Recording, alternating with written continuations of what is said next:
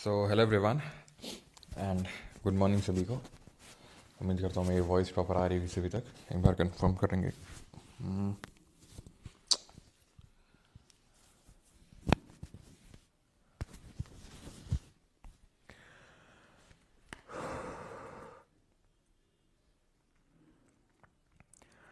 चलिए तो स्टार्ट करते हैं आज का लेक्चर।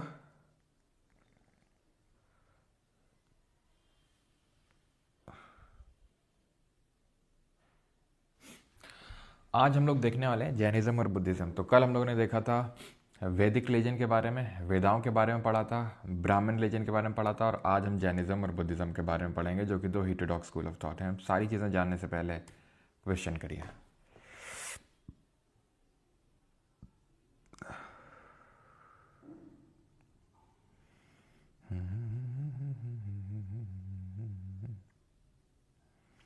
सर मेरे यहाँ पे ज़ीरो विजिबिलिटी है। हाँ, कोहरा तो आज हमारे यहाँ पे भी है। चलो तो शुरू करते हैं। एंड कोहरा that is fog is an example of. क्यों भैया क्वेश्चन नहीं होंगे? ना क्वेश्चन थोड़ी ना होंगे आज ना। कल लेक्चर आज खत्म हो गया, आज क्वेश्चन नहीं होंगे ना। खत्म हो गया, जाओ घर जाओ, ठीक है। Consider the following statement about the early Vedic society. The Vedic society was largely pastoral in nature, yes. Varna system was rigid and birth based, yes. Wrong भैया, रॉन्ग रॉन्ग, ठीक है। ये तो था लेटर वैदिक एज में। पहले तो वर्ण सिस्टम कैसा था, वो आपका प्रोफेशन के बेसिस पे था, यानी कि जो आपका प्रोफेशन है उसी के हिसाब से आपका वर्ण डिसाइड होगा, ना कि जन्म के आधार पे, जो कि लेटर वैदिक एज में हो गया था। लेटर वैदिक एज में सोसाइटी कैसी हो गई थी? वो हो गई थी पैस्टोरल से एग्रीकल्चरिस्ट। ओके, मेसी बेटे, मेसी मेसी कर रहे हो हैं? चलो तो consider the following statement regarding position of women in the Vedic age. Women were allowed to participate in the religious rituals. तो women को allowed था religious rituals में participate करने का, yes. अब वैदिक एज के बारे में पूछ रही है, ठीक है। तो ऋग वैदिक में तो था ही। Child marriage was widely prevalent during the early Vedic period. No, early Vedic को ऐसे एज्यूम करो अच्छा अच्छा सब है, तो बुरा नहीं हो सकता वहाँ पर, यानी कि विडोरी मैरिज अलाउड थी, चाइल्ड मैरिज नहीं थी। एंड अगर बात करेंगे तो जो वुमेन की कंडीशन है वो काफ़ी हद तक सही थी वहाँ पे। अगला क्वेश्चन करिए। Consider the following statement about the वर्ण सिस्टम, ठीक है। तो वर्ण सिस्टम के बारे में स्टेटमेंट्स लिखे हुए, बताइए कौन सा सही है। In the early Vedic period वर्ण वॉज बेस्ड ऑन ऑक्यूपेशन। प्रारंभिक वैदिक काल में वर्ण व्यवसाय पर आधारित था। नो, यस, ठीक है। वो तो लेटर वैदिक एज में हुआ था ना, रिजिड और kind of caste based. In the later Vedic period varna became hereditary, yes, वो हेरिडिटरी बन गया था। C both 1 and 2। Consider the following statements about the education during the Vedic age. तो वैदिक काल में शिक्षा के बारे में निम्नलिखित कथनों पर विचार करें। Education was provided through the Gurukul system. वैदिक एज में women were completely denied education in the Vedic as. आप खुद समझ सकते हो, पूरी तरीके से उनको एजुकेशन डिनाइड था, ऐसा नहीं है, ठीक है। पूरी तरीके से डिनाइड है, क्योंकि अगर स्पेसिफिक पूछेगा तो भी समझ में आता है, स्पेसिफिक तो आप पूछ भी नहीं रहा। Consider the following statements related to the assemblies in the Vedic age. वैदिक काल की सभाओं से संबंधित निम्नलिखित कथनों पर विचार करें। Sabha and Samiti were popular during the popular political assemblies, yes. Sabha Samiti विदट। सभा किसकी थी? जो लर्नेड ब्राह्मण्स हुआ करते थे उनकी असेंबली थी। समिति थी जो नॉर्मल जनरल जनता है, पीपल है, उनकी असेंबली हुआ करती थी। और विदट होती थी रिलीजियस असेंबली। और ऋग वैदिक एज में अगर हम बात करें तो वेमेन का पार्टिसिपेशन अलाउड था। These assemblies had no role in decision making, यानी कि इन असेंबलीज का कोई डिसीजन मेकिंग में रोल नहीं था, यानी इन सभाओं का निर्णय लेने में कोई भूमिका नहीं थी ना। दिस स्टेटमेंट इज फॉल्स, ठीक है। हैड नो रोल, ये क्या दिखा रहा है हमें? एक तरीके से एक्सट्रीम कीवर्ड है ये, कि कोई रोल था ही नहीं। थोड़ा बहुत भी रोल होगा, अपने आप ये स्टेटमेंट गलत हो जाएगा, ठीक है। और इनकी काफ़ी सारी अथॉरिटी थी, काइंड ऑफ जैसे आज हमारा लोकसभा होता है, हमने पॉलिटी में पढ़ा था लोकसभा किस लिए होता है? चेक्स एंड बैलेंसेस मेंटेन करने के लिए। किस पे? काउंसिल ऑफ मिनिस्टर्स पे। उसी तरीके से ये होता था आपका, जो चेक्स एंड बैलेंसेस मेंटेन करता था on the power of the king. And king was known as, जल्दी से, किंग को किस नाम से जाना जाता था? हाउस होल्डर जिसके घर में होता था यज्ञ, उसको किस नाम से जाना जाता था? तो किंग होता था आपका राजन। हाउस होल्डर कौन होता था? यजमान। Okay, all right. तो हमने देखा था कल 1500 से 500 बीसी का टाइम पीरियड था वैदिक काल। अब हमने ये भी देखा था, अब जरा यहाँ पर आ जाएंगे। हमने ये भी देखा था कि किस तरीके से ब्राह्मणिकल सुपीरियोरिटी बढ़ती जा रही थी कि मोक्ष अटेन करना है, यज्ञ करवाना पड़ेगा। यज्ञ कौन करवाएगा? ब्राह्मण करवाएंगे, प्रीस्ट करवाएंगे, पंडित जी करवाएंगे। पंडित जी के बिना करोगे तो यज्ञ सफल नहीं होगा फिर। तो धीरे धीरे क्योंकि इतनी ज़्यादा इतने क्योंकि दान दक्षिणा भी कायदे की देनी होती थी यज्ञ करवा। आप भी आज भी अगर आप यज्ञ करवाओ तो पंडित जी को दान दक्षिणा तो देनी पड़ती है। तो देखो हम कहाँ जहाँ हमने कल ख़त्म किया था वहीं से शुरू कर रहे हैं कि नहीं? ठीक है, तो दान दक्षिणा तो लगेगा। और ये दान दक्षिणा के चलते जो वैश्य और शूद्र क्लास है उन्होंने डेविएट करना शुरू कर दिया। डेविएट इन द सेंस क्योंकि वो तो करवा ही नहीं सकते हैं, तो उनके मन में क्या, भाई हम तो मोक्ष अटेन कर ही नहीं सकते हैं। और फिर यहाँ से निकल के आए दो heterodox school of thought, and these are Jainism and Buddhism. Buddhism on left and Jainism on right. ठीक है, जो आप यहाँ पर पिक्चर पे देख पा रहे हैं। तो सर लिख दीजिए ना भाई, तुम समझो मेरा हाथ अभी थोड़ा ही गर्मी ले रहा है। ठीक है, क्योंकि सर्दी काफ़ी हो चुकी है। तो कॉज ऑफ ओरिजिन क्या था उसको अभी डिस्कस करेंगे, लेकिन मेन कॉज ऑफ ओरिजिन आप समझ रहे हैं कि ब्राह्मणिकल सुपीरियोरिटी बढ़ती जा रही थी। हमने ऑर्थोडॉक्स स्कूल ऑफ थॉट्स देखे थे, जिसमें हमने देखा था सांख्य देखा था, न्याय देखा था, उत्तर मीमांसा देखा था, पूर्व मीमांसा देखा था, है ना, योग देखा था। तो ये हमने स्कूल ऑफ फिलॉसफी देखे थे ऑर्थोडॉक्स, जो वैदिक धर्म में बिलीव करते हैं। जो नहीं करते हैं, जिनका ये मानना था आपको ये सब की कोई ज़रूरत नहीं है, सब यज्ञ और सब करवाने की कोई ज़रूरत नहीं है, आप ऐसे भी मोक्ष अटेन कर सकते हो। आपको एक्चुअल में अपने अंदर भीतर जाना है और आपको खुद को समझना है, यज्ञ करवाने से कुछ नहीं होने वाला है। तो फिर जो वैश्य और शूद्र हैं वो धीरे धीरे इन धर्मों की ओर माइग्रेट होना शुरू हुए। लेकिन क्या सिर्फ यही कॉज ऑफ ओरिजिन था? नहीं, और भी थे। जैसे फॉर एग्जांपल ब्राह्मणिकल डोमिनेशन तो हमने देख लिया। ठीक है, चलो अब हाथ इस्तेमाल कर लेते हैं। तो ब्राह्मणिकल डोमिनेशन तो हमने देख लिया। Jainism and Buddhism were against the ritualistic interpretation of Vedas and oppose Brahmanical domination. और यही कारण था कि क्यों फिर हमने वेदों में उपनिषदों को ऐड करना पड़ा हमें। ठीक है, agricultural economy, trade was impacted due to ritualistic sacrifices, कि रिचुअलिस्टिक सैक्रिफाइसेस होती थी, इसका दान दे दो, उसका दान दे दो, उसकी बलि दे दो, उसकी बलि। तो ये सारी चीज़ों के चक्कर में जो एग्रीकल्चर की इकोनॉमी है वो इम्पैक्ट होती थी, एग्रीकल्चर इम्पैक्ट होता था इन सैक्रिफाइस की वजह से। और ट्रेड मेनली कौन करता था? ट्रेड मेनली जो वैश्य हैं। आज भी आप देखो वैश्य का मतलब जैसे जिनको हम बनिया बोलते हैं, तो वो। ठीक है, पंच मार्क्ड कॉइन्स का यूज़ होना शुरू हो गया। तो अभी तक बाटर सिस्टम था, और अभी जब पंच मार्क्ड कॉइन, अगर आप खुद सोचो, अगर कॉइन्स शुरू हो गए तो क्या शुरू होगा? दबा के ट्रेड शुरू होगा। क्यों शुरू होगा? क्योंकि अभी तो जैसे अगर बाटर सिस्टम में तो बड़ी लिमिटेशंस होती हैं कि भाई डबल कोइंसिडेंस ऑफ वांट की नीड होती है। हम इकोनॉमिक्स से पढ़ेंगे। लाइक फॉर एग्जांपल अगर मुझे गेहूं चाहिए तो I have to look for a person जिसके पास गेहूं हो, and at the same time मेरे पास वो होना चाहिए जो उसको चाहिए। अगर उसको मान लो चाहिए जूते, मेरे पास जूते नहीं हैं, अगेन हो नहीं सकता ट्रेड। लेकिन यहाँ पे क्या, जब सिक्के आ जाते हैं तो ट्रेड दबा गया होता, तो ट्रेडिंग कम्युनिटी फ्लरिश करेगी, वैश्य। तो अभी आप देखो, आप राजस्थान यहाँ पर जाओ तो बहुत जैन कम्युनिटी मिलेगी, और वो ज़्यादातर ट्रेडिंग कम्युनिटी होती है। जैन कम्युनिटी अगर आप देखो बहुत अमीर होते हैं जैन लोग, मतलब एक्सेप्शंस आर ऑलवेज देयर, लेकिन इन जनरल मैं बात कर रहा हूँ, काफ़ी अमीर होते हैं और काफ़ी दानी भी होते हैं। मतलब बहुत अपना, आपने कई बार सुना होगा कि 100 करोड़ की 200 करोड़ की संपत्ति को दान कर, मतलब पूरा डोनेट करके, और एकदम एसेटिक जीवन की ओर आगे जो है कदम बढ़ाए। Varna system, Jainism and Buddhism did not attach themselves to varna system and everyone treated equally. यानी कि यहाँ पर कोई वर्ण सिस्टम नहीं था कि ब्राह्मण देन क्षत्रिय देन वैश्य देन शूद्र, यानी इस तरीके का वर्टिकल कोई क्लासिफिकेशन नहीं था कि यहाँ ब्राह्मण या क्षत्रिय या वैश्य, नीचे शूद्र हैं, इनको इनकी सेवा करनी पड़ेगी। तो ऐसा कुछ नहीं था, हर कोई समान है। तो Jainism believed in varnas were on the basis of occupation and not by birth.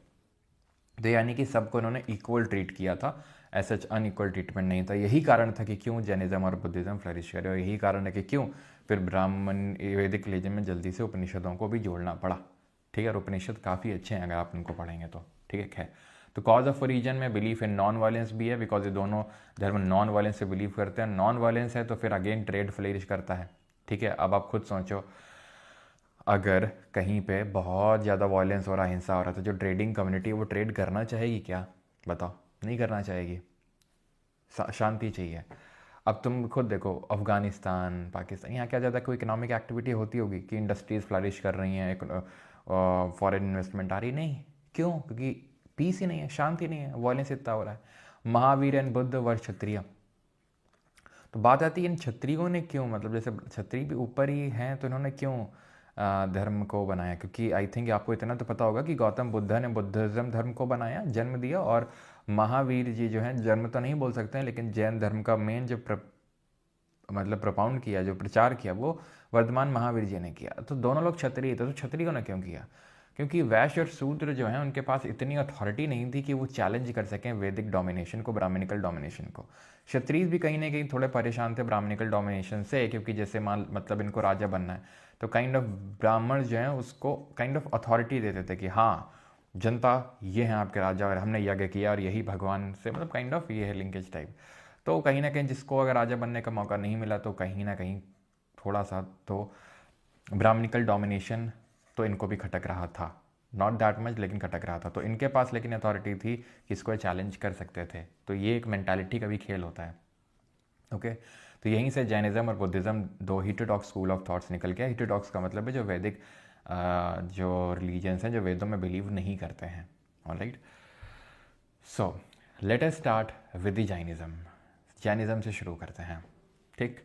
तो जैनिज्म में तीर्थंकर का कॉन्सेप्ट चलता है। आई थिंक यहाँ पर थोड़ा सा गड़बड़ हो गया है, मैंने सही तो किया था लेकिन सब बिगड़ गया है। कोई बात नहीं, मैं फिर से सही कर देता हूँ। ये जो है थोड़ा सा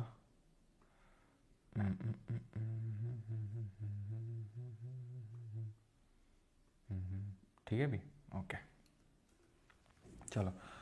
थोड़ा सा ये कट रहा है, कोई नहीं बेटा, OCD का अगर प्रॉब्लम है तो थोड़ा मैनेज कर लो। In Jainism tirthankars are consider to be great teachers, ठीक है। जैन धर्म में तीर्थंकरों को महान शिक्षक माना जाता है। तो तीर्थंकर कौन है? जो ग्रेट टीचर्स हैं उनको तीर्थंकर बोला जाता है। और टोटल 24 तीर्थंकर हुए। कितने? 24।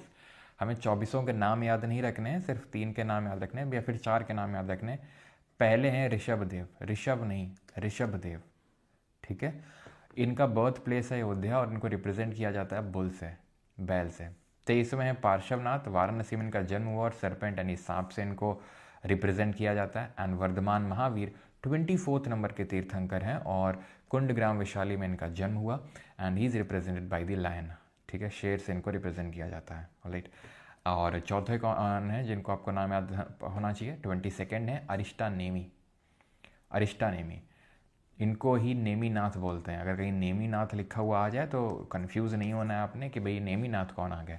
तो वेदों में सिर्फ 2 तीर्थंकर के बारे में लिखा हुआ है, ऋषभदेव और अरिष्टानेमी। इसीलिए जो है जैन्स बोलते हैं कि भाई ये जो हमारा जैन धर्म है ये वैदिक रिलीजन से भी पुराना है। क्यों? क्योंकि वेदों में तक नाम लिखे हुए हैं, और नाम ऐसे तो लिखे नहीं जाते हैं जब तक किसी ने बहुत कुछ किया ना हो और बहुत टाइम ना हो गया उसको किए हुए। जब तक तो वेदों में तब तक तो नाम लिखा नहीं जाता ना। ऐसा कुछ किसी को हम रिकग्निशन देते नहीं हैं, जब तक वो मर जाता है उसके बाद हम उसको रिकग्निशन देना शुरू करते हैं। तो कहीं ना कहीं वेदों में अगर लिखा हुआ है तो इसका मतलब है कि जैन धर्म पुराना। खैर उससे हमें कोई नहीं जाना, लेकिन ध्यान रखना ऋषभ जो देव हैं, ठीक है, ऋषभ देव पहले वाले, और 22वें वाले अरिष्टा नेमी या नेमीनाथ, इनके बारे में मैंशन है कहाँ पर? वेदों में। 23वें पार्श्वनाथ, सांप है इनका जो सिंबल है, और 24वें वर्धमान महावीर जिनका सिंबल है लायन है। हमें पढ़ना है किसके बारे में? 24वें जो है वर्धमान महावीर। क्यों पढ़ना है इनके बारे में? इसलिए पढ़ना है इनके बारे में बिकॉज पेपर में पूछता है, इसीलिए तो पढ़ना है। और क्या फालतू में यहाँ पर हम लोग पढ़ाई लिखाई कर रहे हैं? भाई पेपर में पूछता होगा तभी तो हम लोग पढ़ रहे हैं। ठीक है, तो वर्धमान महावीर पे आते हैं। तो वर्धमान महावीर की अगर बात करेंगे तो इनका बर्थ कब हुआ था? 540 BC में। कब हुआ था? सॉरी, कहाँ हुआ था? कुंडग्राम वैशाली में हुआ था, बिहार में। इनकी डेथ कहाँ हुई थी? इनकी डेथ हुई थी पावापुरी बिहार में 468 BC में। तो अब आप देख सकते हो इसके बीच में कितना गैप है। BC में जब हम आगे बढ़ते हैं तो घटता है ना नंबर। तो 72 ईयर्स, 72 साल की उम्र में इनका देहांत हुआ। फादर के नाम था इनके सिद्धार्थ। अभी हम देखेंगे गौतम बुद्ध के बचपन का नाम था सिद्धार्थ।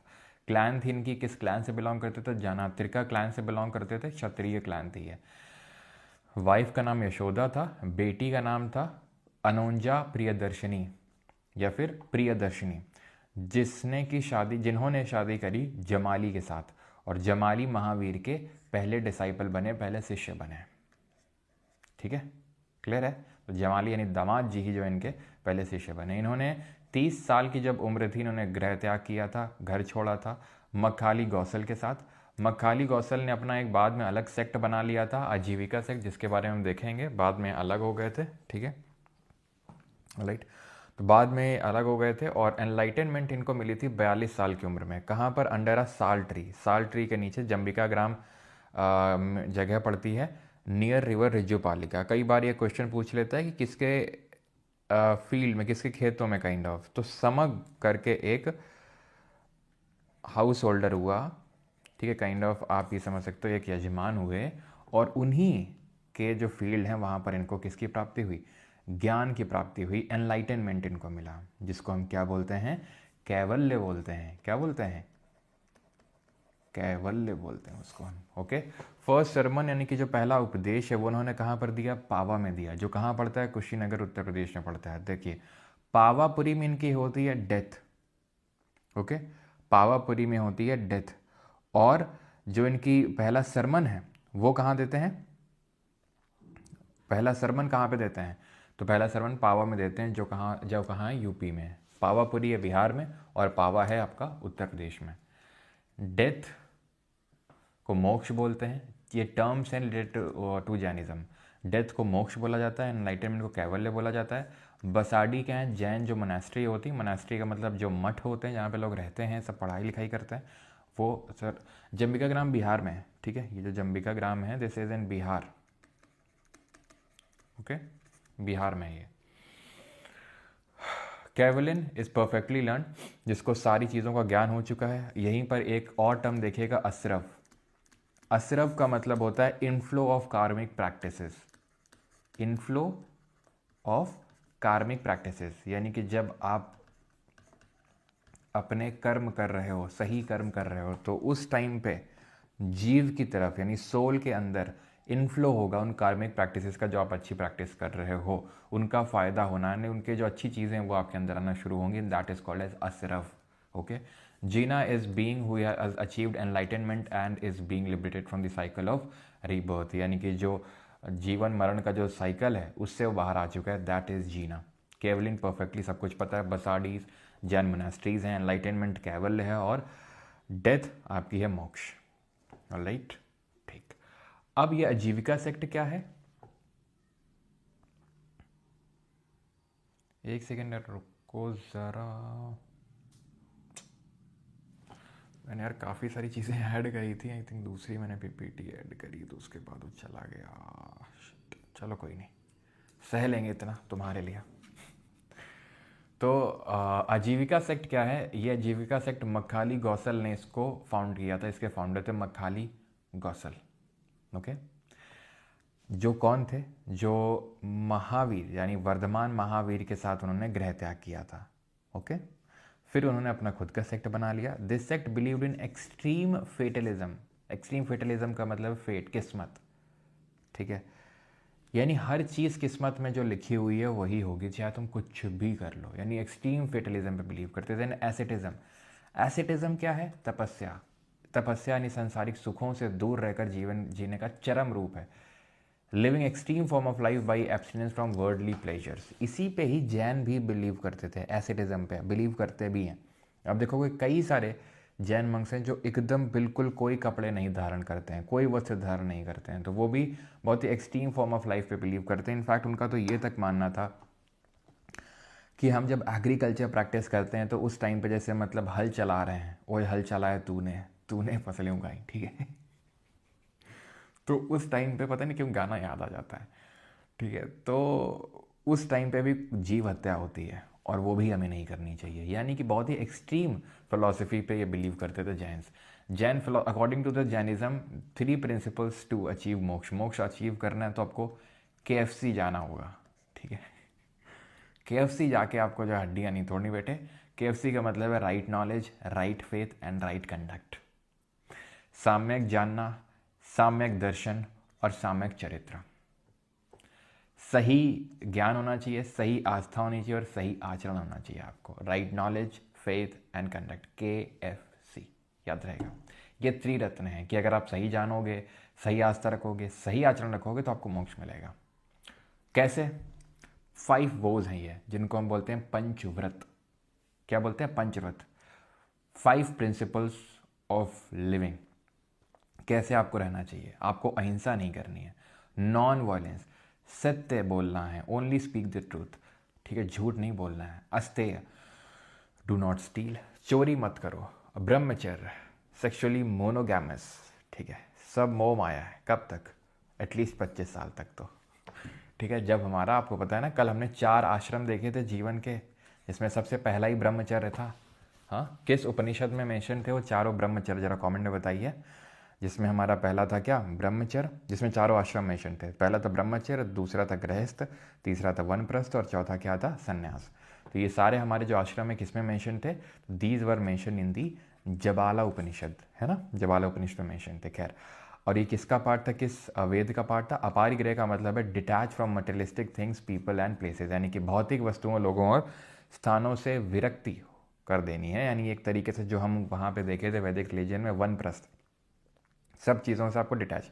तो ऐसा नहीं है, वहाँ पर तो था एक फेज़ ऑफ लाइफ में कि भाई पहले पढ़ाई लिखाई करो 25 तक, 25 से 50 तक मज़े करो, मतलब गृहस्थ जीवन के मज़े लो, फिर 50 के बाद जो छोड़ दो। यहाँ पर क्या है, यहाँ पे किसी चीज़ से बोल रहे हैं अटैच होना ही नहीं है, किसी चीज़ से।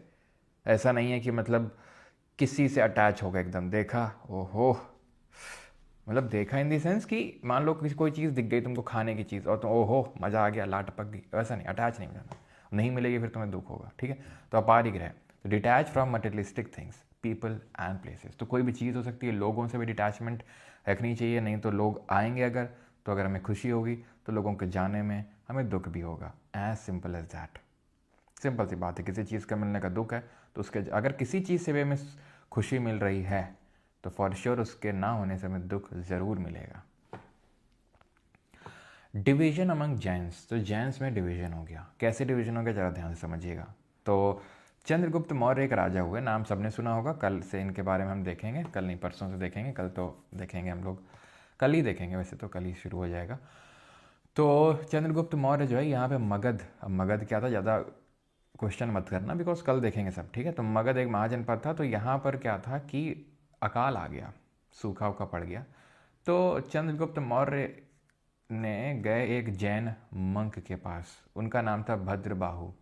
भद्रबाहु जैन मंक थे और इन्होंने इनको एडवाइस किया कि आप जो है छोड़ दीजिए मगध को और चलिए जैन धर्म को अडॉप्ट कर लीजिए। इससे होगा क्या, क्योंकि जैन धर्म में एसिटिज्म पे हम बिलीव करते हैं कि बहुत ही कम में हमें जीवन यापन करना है, चीज़ों को त्यागना है, किसी चीज़ से अटैच होकर नहीं रहना है, तो लोग भी फॉलो करना शुरू करेंगे और इससे जो कमी है, शॉर्टेज है, वो थोड़ा सा उससे हमें निजात पाने में सहायता मिलेगी। तो Chandragupta Maurya adopted the Jainism and he moved to the Shravanabelagola. Chandragiri पहाड़ियाँ हैं यहाँ पर, कहाँ पर, कर्नाटक की चंद्रगिरी पहाड़ियाँ हैं और यहाँ पर तुमको देखने को मिलेगा श्रवणबेलगोला। यहीं पे चंद्रगुप्त मौर्य जो है भद्रबाहु के साथ चले जाते हैं और सल्लेखना परफॉर्म कर देते हैं। सल्लेखना का मतलब होता है रिचुअल फास्टिंग, यानी कि तब तक नहीं खाना खाएंगे जब तक कि मृत्यु खुद नहीं आ जाएगी, यानी मृत्यु तक फास्टिंग करना, this is called as sallekhana. And he passed away, वहीं पर उनकी डेथ हो जाती है चंद्रगुप्त मौर्य की। Meanwhile, another group of giants choose to remain in Magad under the leadership of Sthulabhadra, और एक जो ग्रुप है वो वहीं पर टिका रहा, यानी कि वो श्रवणबेलगोला कर्नाटक नहीं गया।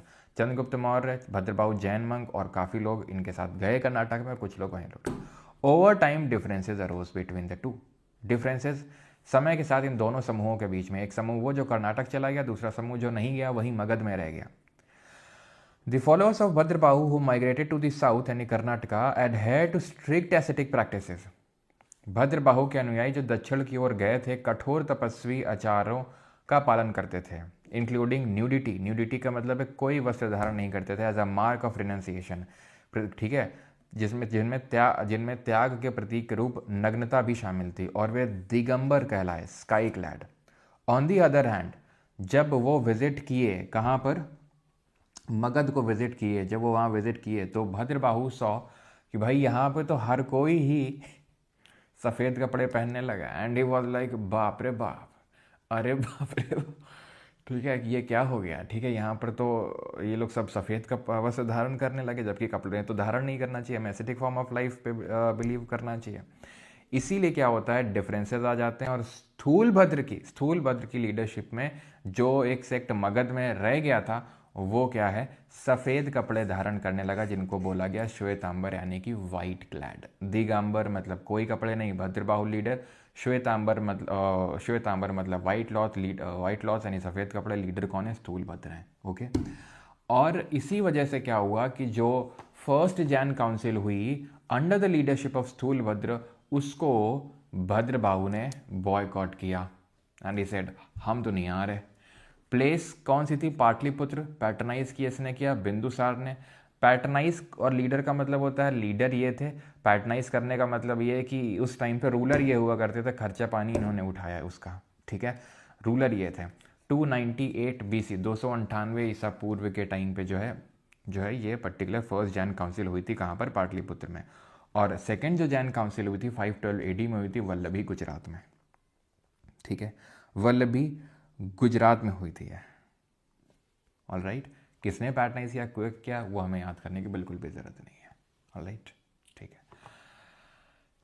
Bhadrabahu boycotted the first council. Jain literature is written in Prakrit language. तो जैन लिटरेचर खासकर जो टीचिंग्स हैं, ठीक है, जो टीचिंग्स हैं उनको कंपाइल किया गया अंडर द नेम ऑफ अगम्स, ठीक है, अगम सूत्र। अगम सूत्र क्या है, ये हैं sacred books of Jain religion. तो जो भी 24 तीर्थंकर हुए उनकी जो लर्निंग्स हैं वो यहाँ पर लिखी हुई हैं, ठीक है, क्लियर है। किसी को कोई डाउट यहाँ तक हो तो पूछ सकता है। और ये जो पहली जैन काउंसिल हुई थी यहीं पर अगम्स को कंपाइल किया गया था, अगम्स वर कंपाइल्ड। ओके, ठीक है।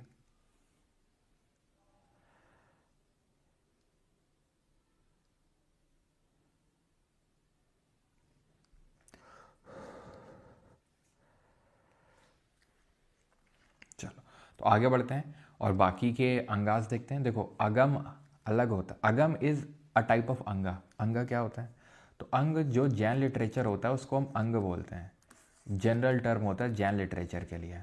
ओके, और अंगा जैन लिटरेचर है, अगम एक तरीके का अंगा हुआ, बिकॉज अगम जो है, अगम सूत्र ये 24 तीर्थंकरों की जो टीचिंग्स हैं उसको कंपाइल किया गया है। पहली जो जैन काउंसिल हुई थी उसमें 12 टोटल 12 आपके अगम्स हैं, ठीक है, 12। ओके, ऑल राइट, ठीक है, आगे बढ़ें। चलो तो आगे बढ़ते हैं अभी। सॉरी 12 अंगाज हैं, ध्यान रखना, ठीक है, 12 अंग हैं जिसमें कि अगम भी एक है आपके। ऑल राइट, चलो तो यहाँ पर भगवती सूत्र है जो महाजनपद के बारे में मेंशन करता है, तत्वर्थ सूत्र है और कल्प सूत्र है। ओके, ज़्यादातर आपको जो टेक्स्ट हैं जैन टेक्स्ट वो प्राकृत लैंग्वेज में मिलेंगे। किस लैंग्वेज में, प्राकृत, जो एंशिएंट इंडिया की लैंग्वेज है प्राकृत। जैन आर्किटेक्चर कुछ देख लेते हैं। तो जैसे कुछ रॉक कट केव टेम्पल हैं, जैसे उड़ीसा में आपको देखने को मिलेंगे रॉक कट की ये केव्स हैं आपकी, ठीक है, ये रॉक कट केव्स हैं उड़ीसा की, जिनको कि हम उदयगिरी और खंडगिरी की केव्स बोलते हैं। ये कहाँ की केव्स हैं, उदयगिरी और खंडगिरी की गुफाएं उड़ीसा में देखने को मिलेंगी। उदयगिरी की जो केव्स हैं वो अलग हैं, वो एमपी में हैं, एमपी मध्य प्रदेश की विदिशा में देखने को मिलेंगी। उदयगिरी खंडगिरी ये अलग हैं, जो कि किंग खरावेला ने बनाई थी, जो उड़ीसा के क्षेत्रीय डायनेस्टी के रूलर्स थे, तो ये वहाँ पर है। हाथी गुम्फा केव्स यहीं पर ही हैं आपकी, ठीक है, और रॉक कट केव टेम्पल्स वही जिनकी अभी हम बात कर रहे हैं। दिलवाड़ा जैन मंदिर देखने को मिलेगा, जब टेम्पल आर्किटेक्चर पढ़ेंगे तो वहाँ पर भी इसको देखेंगे, वास्तुपाल ब्रदर्स ने इसको बनवाया था। स्टैच्यू है गोमतेश्वर बाहुबली का, कर्नाटक के श्रवणबेलगोला में ये जो आप देख पा रहे हैं, ठीक है। ये गोमतेश्वर बाहुबली कौन है, तो जो हमारे पहले तीर्थंकर हुए, कौन, ऋषभदेव, उनके बेटे हैं ये गोमतेश्वर, ठीक है, बाहुबली। यहाँ पर हर 12 साल में एक फेस्टिवल सेलिब्रेट किया जाता है जिसको हम बोलते हैं महा मत्स्य अभिषेक, ठीक है, हर 12 साल में फेस्टिवल होता है और पूरा दूध हल्दी सब, बहुत शहद, सब कुछ चढ़ाया जाता है यहाँ पर ऊपर आके, क्योंकि जो जैन, अभी मैंने बताया जो जैन लोग होते हैं बहुत, आपने सुना भी होगा देखा भी होगा, खासकर राजस्थान के आसपास वाले एरिया में बहुत रिच होते हैं, ठीक है, एंड वो एकदम दिल खोल के फिर खर्च करते हैं यहाँ पर आके, and this is a very good thing, ठीक है। आप जो भी आपका धर्म है उसमें तो आप करेंगे ही, खैर, ऑलराइट, कोई दिक्कत वाली बात नहीं है, बोलना पड़ता है, नहीं पता चला कोई हर्ट ना हो जाए, ठीक है। और ये तो हो गया statue of Gomateshwara Bahubali. Then है आपका एक स्टैच्यू, ये कोई नाम बता सकता है इसका? महाराष्ट्र में है, नासिक में। क्यों?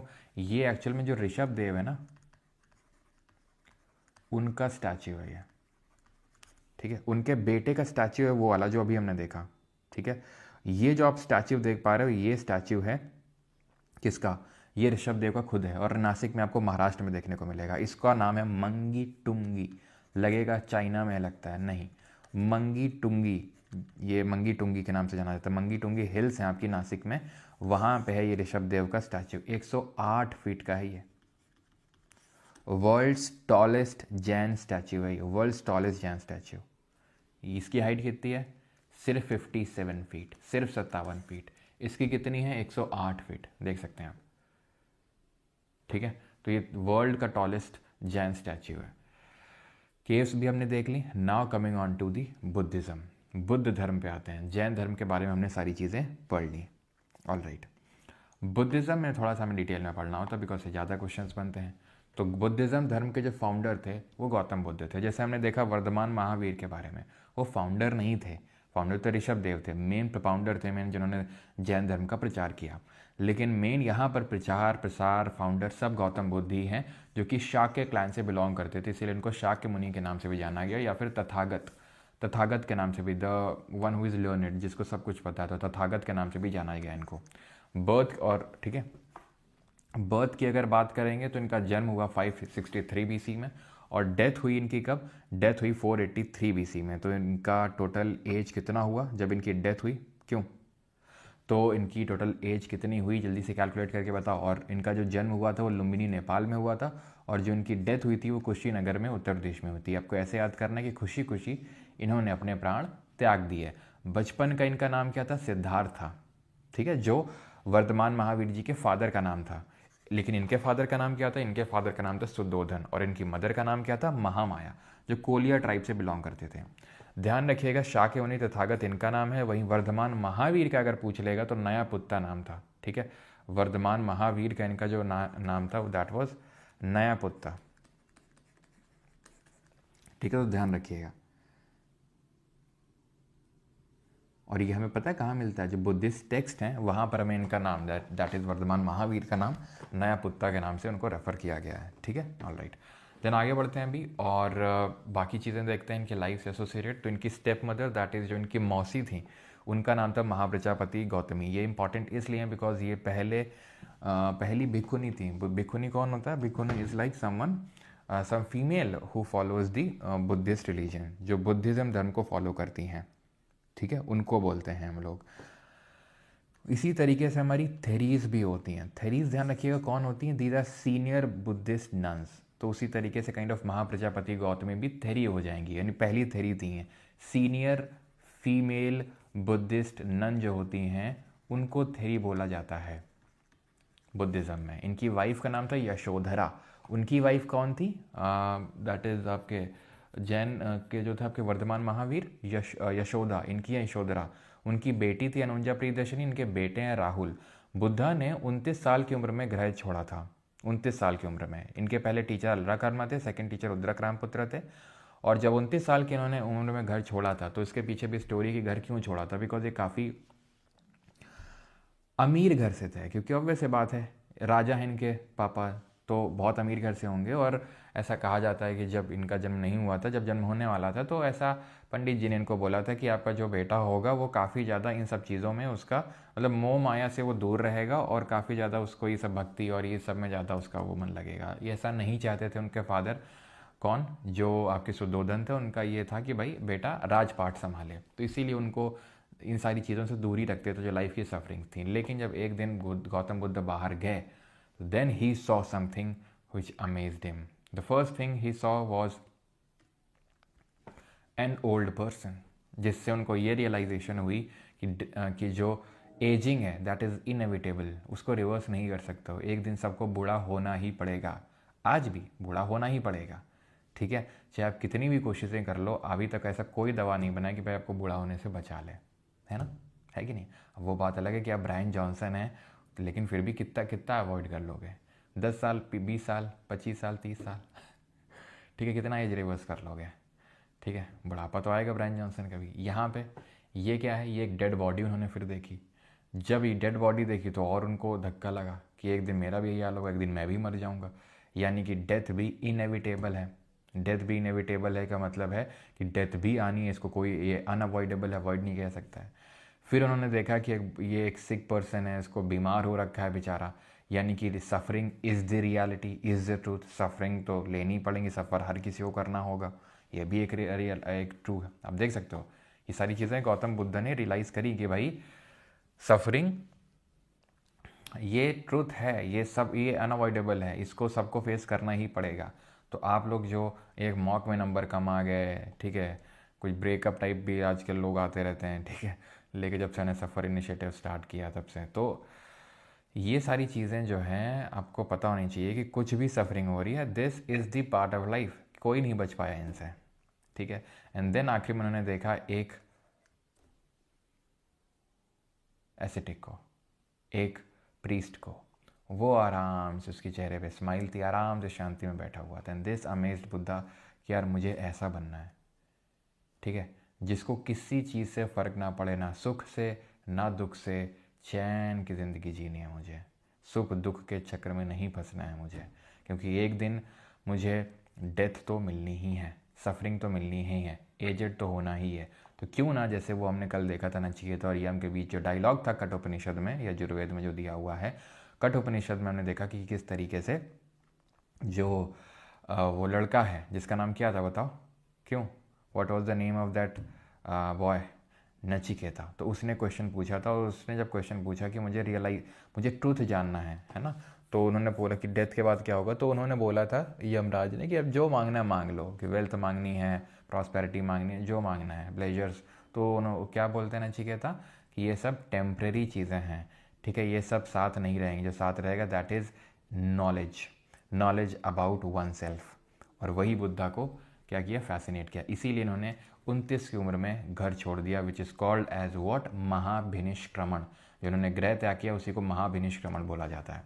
एंड देन 6 ईयर्स के बाद, महावीर को 12 साल के बाद, यानी कि 30 में घर छोड़ा, 42 साल में उनको एनलाइटनमेंट मिली। इनको 6 साल बाद यानी 35 साल में इनको एनलाइटनमेंट की उम्र में एनलाइटनमेंट मिल गई, उरुवेला बोध गया में, under a Bodhi tree. Bodhi tree कोई अच्छा नहीं, पीपल का पेड़ था, उसका नाम फिर बोधि ट्री पड़ गया गौतम बुद्ध पे। फॉर 49 डेज कॉन्टिन्यूसली उन्होंने पहले तो बहुत ग्रह मतलब घर छोड़े, 6 साल तो हो ही चुके हैं, ठीक है, तो 6 साल इधर उधर गांव से गांव वो गए, लेकिन फाइनली जाके उनको 49 डेज कॉन्टिन्यूसली जब वो बैठे निरंजना रिवर के बैंक्स पे पीपल पेड़ के नीचे, तब उनको एनलाइटनमेंट ज्ञान की प्राप्ति हुई।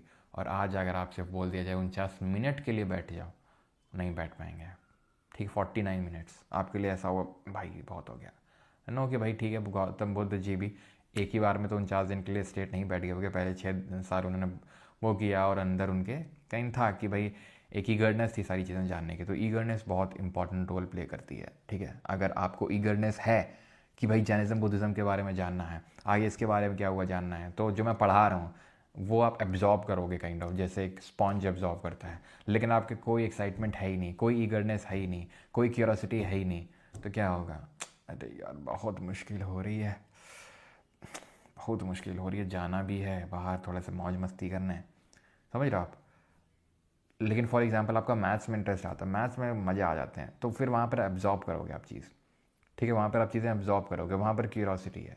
तो अगेन वही, जिस चीज़ के लिए आप जितने ज़्यादा क्यूरियस होगे, वो चीज़ फिर आपको सिखानी नहीं पड़ती, बतानी नहीं पड़ती, आप अपने आप सीखते हो उसको चीज़ को, ठीक है। तो फर्स्ट सरमन इन्होंने जो दिया वो सारनाथ वाराणसी में दिया, ठीक है। प्रथम जो उपदेश दिया उन्होंने कहाँ पर दिया, सारनाथ वाराणसी में एक डियर पार्क पड़ता है, डियर पार्क, ठीक है, जिसको ऋषि पत्तना भी बोला जाता है, ठीक है, ऋषि पत्ताना, वहाँ पर इन्होंने पहला उपदेश दिया, और इसीलिए इनको लाइट ऑफ एशिया कंसिडर करते हैं गौतम बुद्ध को। तो इनके लाइफ से एसोसिएटेड कुछ इवेंट्स हैं और उसके कुछ सिंबल्स हैं, उन इवेंट्स और सिंबल्स को देखते हैं कि किससे रिप्रेजेंट किया गया है। बर्थ को यानी बर्थ को जन्म बोला गया है, और इसको रिप्रेजेंट किया गया लोटस या बुल से। हाउस इनंसिएशन जो गृह त्याग किया गया उसको हम बोलते हैं महाभिनिष्क्रमण, और उसको हॉर्स से रिप्रेजेंट किया जाता है। और जो एनलाइटनमेंट मिली उसको बोला जाता है निर्वाण, बोधि ट्री से रिप्रेजेंट किया जाता है। पहला जो उपदेश दिया धर्म चक्र प्रवर्तन यानी turning the wheel of law, wheel से रिप्रेजेंट किया जाता है। डेथ, इसको बोलते हैं महापरिनिर्वाण। निर्वाण हो गया एनलाइटनमेंट और महापरिनिर्वाण हो गया डेथ। स्तूपा से इसको रिप्रेजेंट करते हैं। गौतम बुद्ध जी के जो घोड़े का नाम था वो कंठक था, ध्यान रखना, कंठक, जिसका यूज करके वो गृह त्याग किए थे। और चन्ना, कहीं कहीं पे चन्ना भी देखने को मिलेगा, तो चन्ना वॉज चैरियट, जो चैरियट था, रथ था वो। ठीक है, तो जो हाउस रिनंसिएशन जिसको हम ग्रेट डिपार्चर भी बोलते हैं, उसको हम हॉर्स से रिप्रेजेंट करते हैं। ठीक है, ग्रेट डिपार्चर। क्लियर है यहाँ तक? All right. अब आते हैं प्लेसेस सिंबल से, तो हमने देख ही लिए किसको किससे रिप्रेजेंट करते हैं। लोटस बुल से बर्थ को, जो लुम्बिनी में हुई। बोधि ट्री, जिसके नीचे, पीपल के पेड़ के नीचे जहाँ पर इनको एनलाइटनमेंट मिला, तो बोधि ट्री से रिप्रेजेंट करते हैं। महाविनिष्क्रमण, जो ग्रह त्याग किया, हॉर्स से कंठक के नाम से जानते हैं। ठीक है, और स्तूपा से इनकी डेथ, महापरिनिर्वाण को रिप्रेजेंट करते हैं। जो पहला उपदेश है वो सारनाथ डियर पार्क में दिया था, आप देख सकते हो 2 डियर बैठे हुए हैं। ठीक है, धर्म चक्र प्रवर्तन, turning the wheel of law. अब जैसे कि हमने जैन धर्म में देखा था कि 5 प्रिंसिपल्स देखे थे, पंचव्रत देखे थे, है ना, कि कुछ अहिंसा नहीं करनी है, सही बोलना है, चुराना नहीं है, कुछ ब्रह्मचर्य रखना है और अपारिग्रह, सारी चीज़ों को छोड़ना है। उसी तरीके से बुद्धिस्ट फिलॉसफी भी है। बुद्धिज़्म में सबसे पहले तो 4 नोबल ट्रूथ्स आते हैं, 4 आर्य सत्य आते हैं। पहला सत्य तो ये है द ट्रूथ ऑफ सफरिंग, कि this life is full of suffering, यानी कि ये जो जीवन है ये दुखों से भरा हुआ है। ये गौतम बुद्ध जी का कहना था, बुद्धिस्ट फिलॉसफी, मैं नहीं कह रहा हूँ, कि जीवन दुखों से भरा हुआ है, दुख ही दुख है हर जगह। क्यों दुख है? What is the cause of suffering? Desires are the root cause of suffering. जो हमारी इच्छाएं हैं वो है हमारी सफरिंग का कॉज। उसकी वजह से हमें इतनी ज़्यादा सफरिंग झेलनी पड़ रही है। कैसे? हमारी इच्छा है कि हमारा सिलेक्शन हो जाए एसएससी में, नहीं होगा तो सफरिंग होगी। हमारी इच्छा है कि हमारी उससे काइंड ऑफ मित्रता हो जाए, नहीं होगी, सफरिंग हो जाएगी। हमारी डिज़ायर है कि वो कार होनी चाहिए हमारे पास, नहीं मिलेगी, सफरिंग हो जाएगी। And this materialistic world tells you to have the desires, है ना, aim for high, always aim for high, है ना। जैसे कि आजकल इंस्टा पे मैं काफ़ी रील्स भी देखता रहता हूँ कि मैं पहले, देखो, जब मैं 18 साल का था, 17 साल का था, मेरे पास कुछ नहीं था, but a boy dreamed once of having a good life, of having a dream physique. ना, और ये ट्रांजिशन चलेगा, ओहो हो। ठीक है, तो nothing wrong in that, but always remember if there are desires there will be suffering. And again Buddha ये नहीं बोल रहे हैं कि पड़े रहो, डू योर कर्म करो, but without any kind of desire. Hindu धर्म में भी वही है ना। कृष्ण जी क्या कह रहे हैं? कर्म करो, फल की चिंता ना करो। वही बुद्ध जी बोल रहे हैं, डिज़ायर मत करो, कर्म करो। माना ये नहीं बोलने कि आराम से लेटे रहो, कर्म करो, लेकिन डिज़ायर मत रखो कि नहीं ये मिलेगा तभी हमें खुशी मिलेगी। समझ रहे हो? Truth of end of suffering, यानी कि इन डिज़ायर्स को ख़त्म करके, यानी या फिर इन सफरिंग को भी ख़त्म किया जा सकता है। ये तीसरा सत्य है।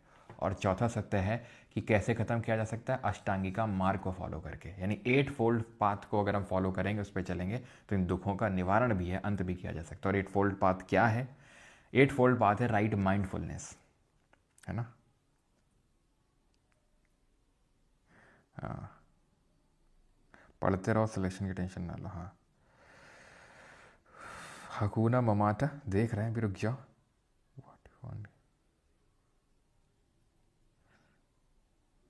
अच्छा, हिंदी वालों को प्रॉब्लम है क्या? अच्छा, प्रॉब्लम कभी ख़त्म होगी नहीं उनकी,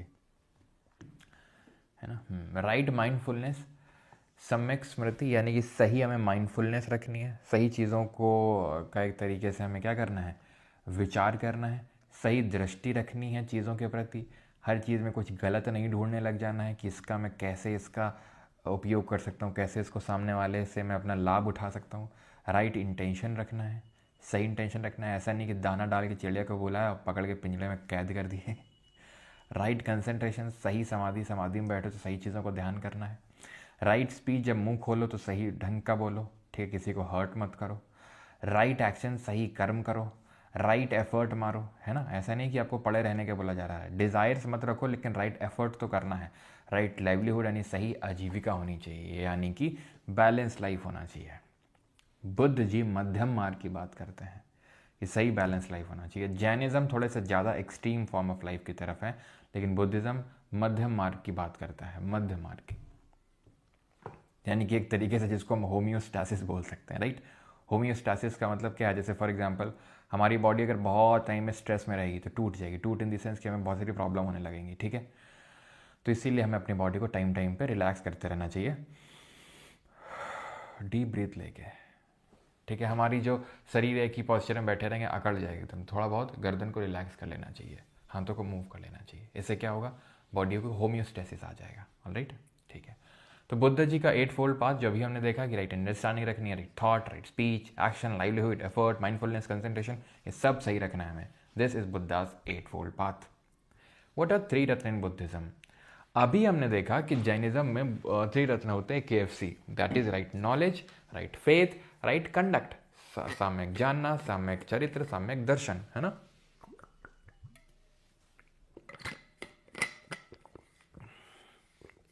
उसी तरीके से बुद्धिज्म में भी त्रिरत्न होते हैं। क्या त्रिरत्न है? बुद्ध, धम्मा और संघ। यानी बुद्ध, धम्म मतलब धर्म को ही धम्म बोलते हैं बुद्धिज्म में, संघ मतलब कम्युनिटी ऑफ मंक्स। ये त्रिरत्न है बुद्धिज्म के, ठीक। जिस तरीके से हमने देखा कि जो जैन काउंसिल हुई और जैन धर्म में डिवीजन हुआ, स्थूल भद्र की लीडरशिप में श्वेतांबर चले गए, भद्रबाहु की लीडरशिप में दिगंबर चले गए, उसी तरीके से चौथी बुद्धिस्ट काउंसिल में यहाँ पर बुद्धिज्म भी डिवाइड हो गया, मेनली 2 सेक्ट में, हीनयान और महायान। चतुर्थ बौद्ध संगीत में बौद्ध धर्म 2 संप्रदायों में विभाजित हुआ, हीनयान और महायान। उसको देखने से पहले हम गौतम बुद्ध जी की जो अलग अलग मुद्राएं हैं इसके बारे में थोड़ा सा जान लेते हैं, कौन कौन सी मुद्राएं हैं, ठीक। तो एक तो धर्मचक्र मुद्रा है, टीचिंग, जहां पर बुद्ध, धर्मचक्र परिवर्तन क्या है, जहां turning the wheel of law, जहां पर भगवान बुद्ध उपदेश दे रहे हैं, पहला सरमन दे रहे हैं सारनाथ वाराणसी डियर पार्क में, उसको हम धर्मचक्र मुद्रा बोलते हैं। दूसरी है अभय मुद्रा, जो फियरलेसनेस को सिग्निफाई करती है कि जो गौतम बुद्ध हैं वो फियरलेस हैं, वो किसी से डरते नहीं है, वो अभय मुद्रा है। तीसरी है भूमि स्पर्श मुद्रा। भूमि स्पर्श मुद्रा है जहां पर गौतम बुद्ध क्या कर रहे हैं, भूमि को स्पर्श कर रहे हैं और भूमि से बोल रहे हैं, हे भूमि देख लो, हमें एनलाइटनमेंट मिल रही है और मिल चुकी है हमें, इसके तुम साक्षी हो, ठीक है। तो भूमि को स्पर्श करके क्या कह रहे हैं कि अर्थ को बोल रहे हैं कि you are the witness of my enlightenment. वरल मुद्रा जेनरोसिटी को रिप्रेजेंट करता है, गिविंग और कंपैशनेट मुद्रा को रिप्रेजेंट करता है। ये अलग अलग मुद्राएं हैं। ध्यान मुद्रा जहां पर मेडिटेशन कर रहे हैं। वितर्क मुद्रा की बात करेंगे तो it is wheel of law represent reason discussion. तो रीजन डिस्कशन, सही डिस्कशन और ट्रांसमिशन ऑफ बुद्धिस्ट टीचिंग, जो बुद्धिस्ट टीचिंग से उनके ट्रांसमिशन की ये बात करता है, ठीक है। तो ये अलग अलग मुद्राएं, थोड़ा सा ध्यान रखना। अभय फियरलेसनेस, वर्ड आपकी जेनरोसिटी, वितर्क आपका किसको दिखाता है, ट्रांसमिशन ऑफ बुद्धिस्ट टीचिंग। भूमि को स्पर्श हो तो आराम से याद आ जाएगा जो मैंने अभी बताया। धर्मचक्र आपको पता है, turning the wheel of law, जहां पर सरमन देते हैं, उपदेश देते हैं। ध्यान मुद्रा तो ध्यान नाम में ये ध्यान, मेनली अभय, वरद और वितर्क ध्यान रखिएगा, ठीक। अब ये चारों बुद्धिस्ट काउंसिल देख लेते हैं, बौद्ध संगीतियां देख लेते हैं। तो 4 बौद्ध संगीतियां हुई थी। पहली राजगिरी में हुई थी, दूसरी वैशाली में, तीसरी पाटलिपुत्र में और चौथी कुंडलवन कश्मीर में हुई थी। कब कब हुई थी? तो ये 483 BC याद करना, 100 साल बाद 383 BC, 100 साल बाद लगभग 250, वैसे 100 साल बाद 383 में 100 माइनस करोगे तो 283 में आओगे, बट उसी के ही अराउंड 250 BC एंड 72 AD में। नहीं, ये चौथी जो बौद्ध संगीति है that was held in 72 AD not BC, okay, Kundalvan Kashmir में। पैटर्नाइज किसने किया? पैटर्नाइज का मतलब होता है कौन रूलर था उस टाइम पे जिसने खर्चा पानी उठाया? अजातशत्रु, कालाशोक, अशोक, कनिष्क। कैसे याद करोगे? एक इससे क्या होगा? इससे होगा ये कि आसानी से याद हो जाएगा। और ये सर कौन है, ये सब पता चल जाएगा कल से। कल जब महाजन पढ़ेंगे अजातशत्रु कौन है, कालाशोक कौन है, अशोक कौन है, कनिष्क कौन है, सब पता चल जाएगा आगे, ठीक है। तो अगर नहीं भी ऐसा अभी रटोगे तो ऐसे कोई लोड लेने की बात नहीं, लेकिन एक ध्यान रखना है। ऐसे होगा क्या कि अगर मान लो भूल गए कि पूछेगा कि दूसरे वाली किसने वो होस्ट करी थी, किसने करी थी, तो एक मतलब के से नाम उसका शुरू होता है। अगर ऑप्शन में 3 ऑप्शन ऐसे जिनका के से नाम नहीं शुरू होता तो आराम से एलिमिनेट कर लोगे आप। प्रेसिडेंसी में ऐसे याद कर लो, MSMV, महाकश्यप, सबाकामी, मोगलीपुत्र तिस्सा, वासुमित्र। इनके नाम आगे हम नहीं देखेंगे तो इनको यहीं पे रटो अभी तुम, ठीक है। कि पहली महाकश्यप, दूसरी सबाकामी, तीसरी मोगलीपुत्र तिस्सा और चौथा वासुमित्र, MSMV, ठीक है। कब हुई? कोई कठिन नहीं, आंख बंद करो मेरे साथ, करो, कर ली। कब हुई थी? 483 पहली, दूसरी 100 साल बाद 283, तीसरी अगेन 100 साल बाद, सॉरी पहली 483, दूसरी 100 साल बाद 383, तीसरी 100 साल बाद फिर 283 नहीं 250 BC, और चौथी वाली 72 AD। ए के पैटर्नाइज किया था अजातशत्रु, कालाशोक, अशोक, कनिष्क। प्रेसिडेंसी MSMV, महागसप, सबाकामी, मोगलीपुत्र तिस्सा और वासुमित्रा। ठीक है, और हुई कहाँ पे? राजगिरी, विशाली, पाटलिपुत्र, कश्मीर। राजगिरी, विशाली, पाटलिपुत्र, कश्मीर। ये 4 बार इस तरीके से बार बार बोलोगे, 4-5 बार, अपने आप याद हो जाएगा। अब जैसे मैंने आपको बताया जो चौथी बुद्धिस्ट काउंसिल है वहाँ पर ये सेक्ट जो है बुद्धिज्म 2 सेक्ट में डिवाइड हो गया, हीनयान और महायान में। मेनली हीनयान था जो आइडल वर्शिप पे बिलीव नहीं करते थे, मूर्ति पूजन में विश्वास नहीं करते थे। इनका जो मेन टेक्स्ट का लैंग्वेज था दैट वाज पाली। पाली भी आपकी एक एंशिएंट लैंग्वेज थी। Mahayana they believed in the idol worship, यानी मूर्ति पूजन में ये विश्वास रखते थे।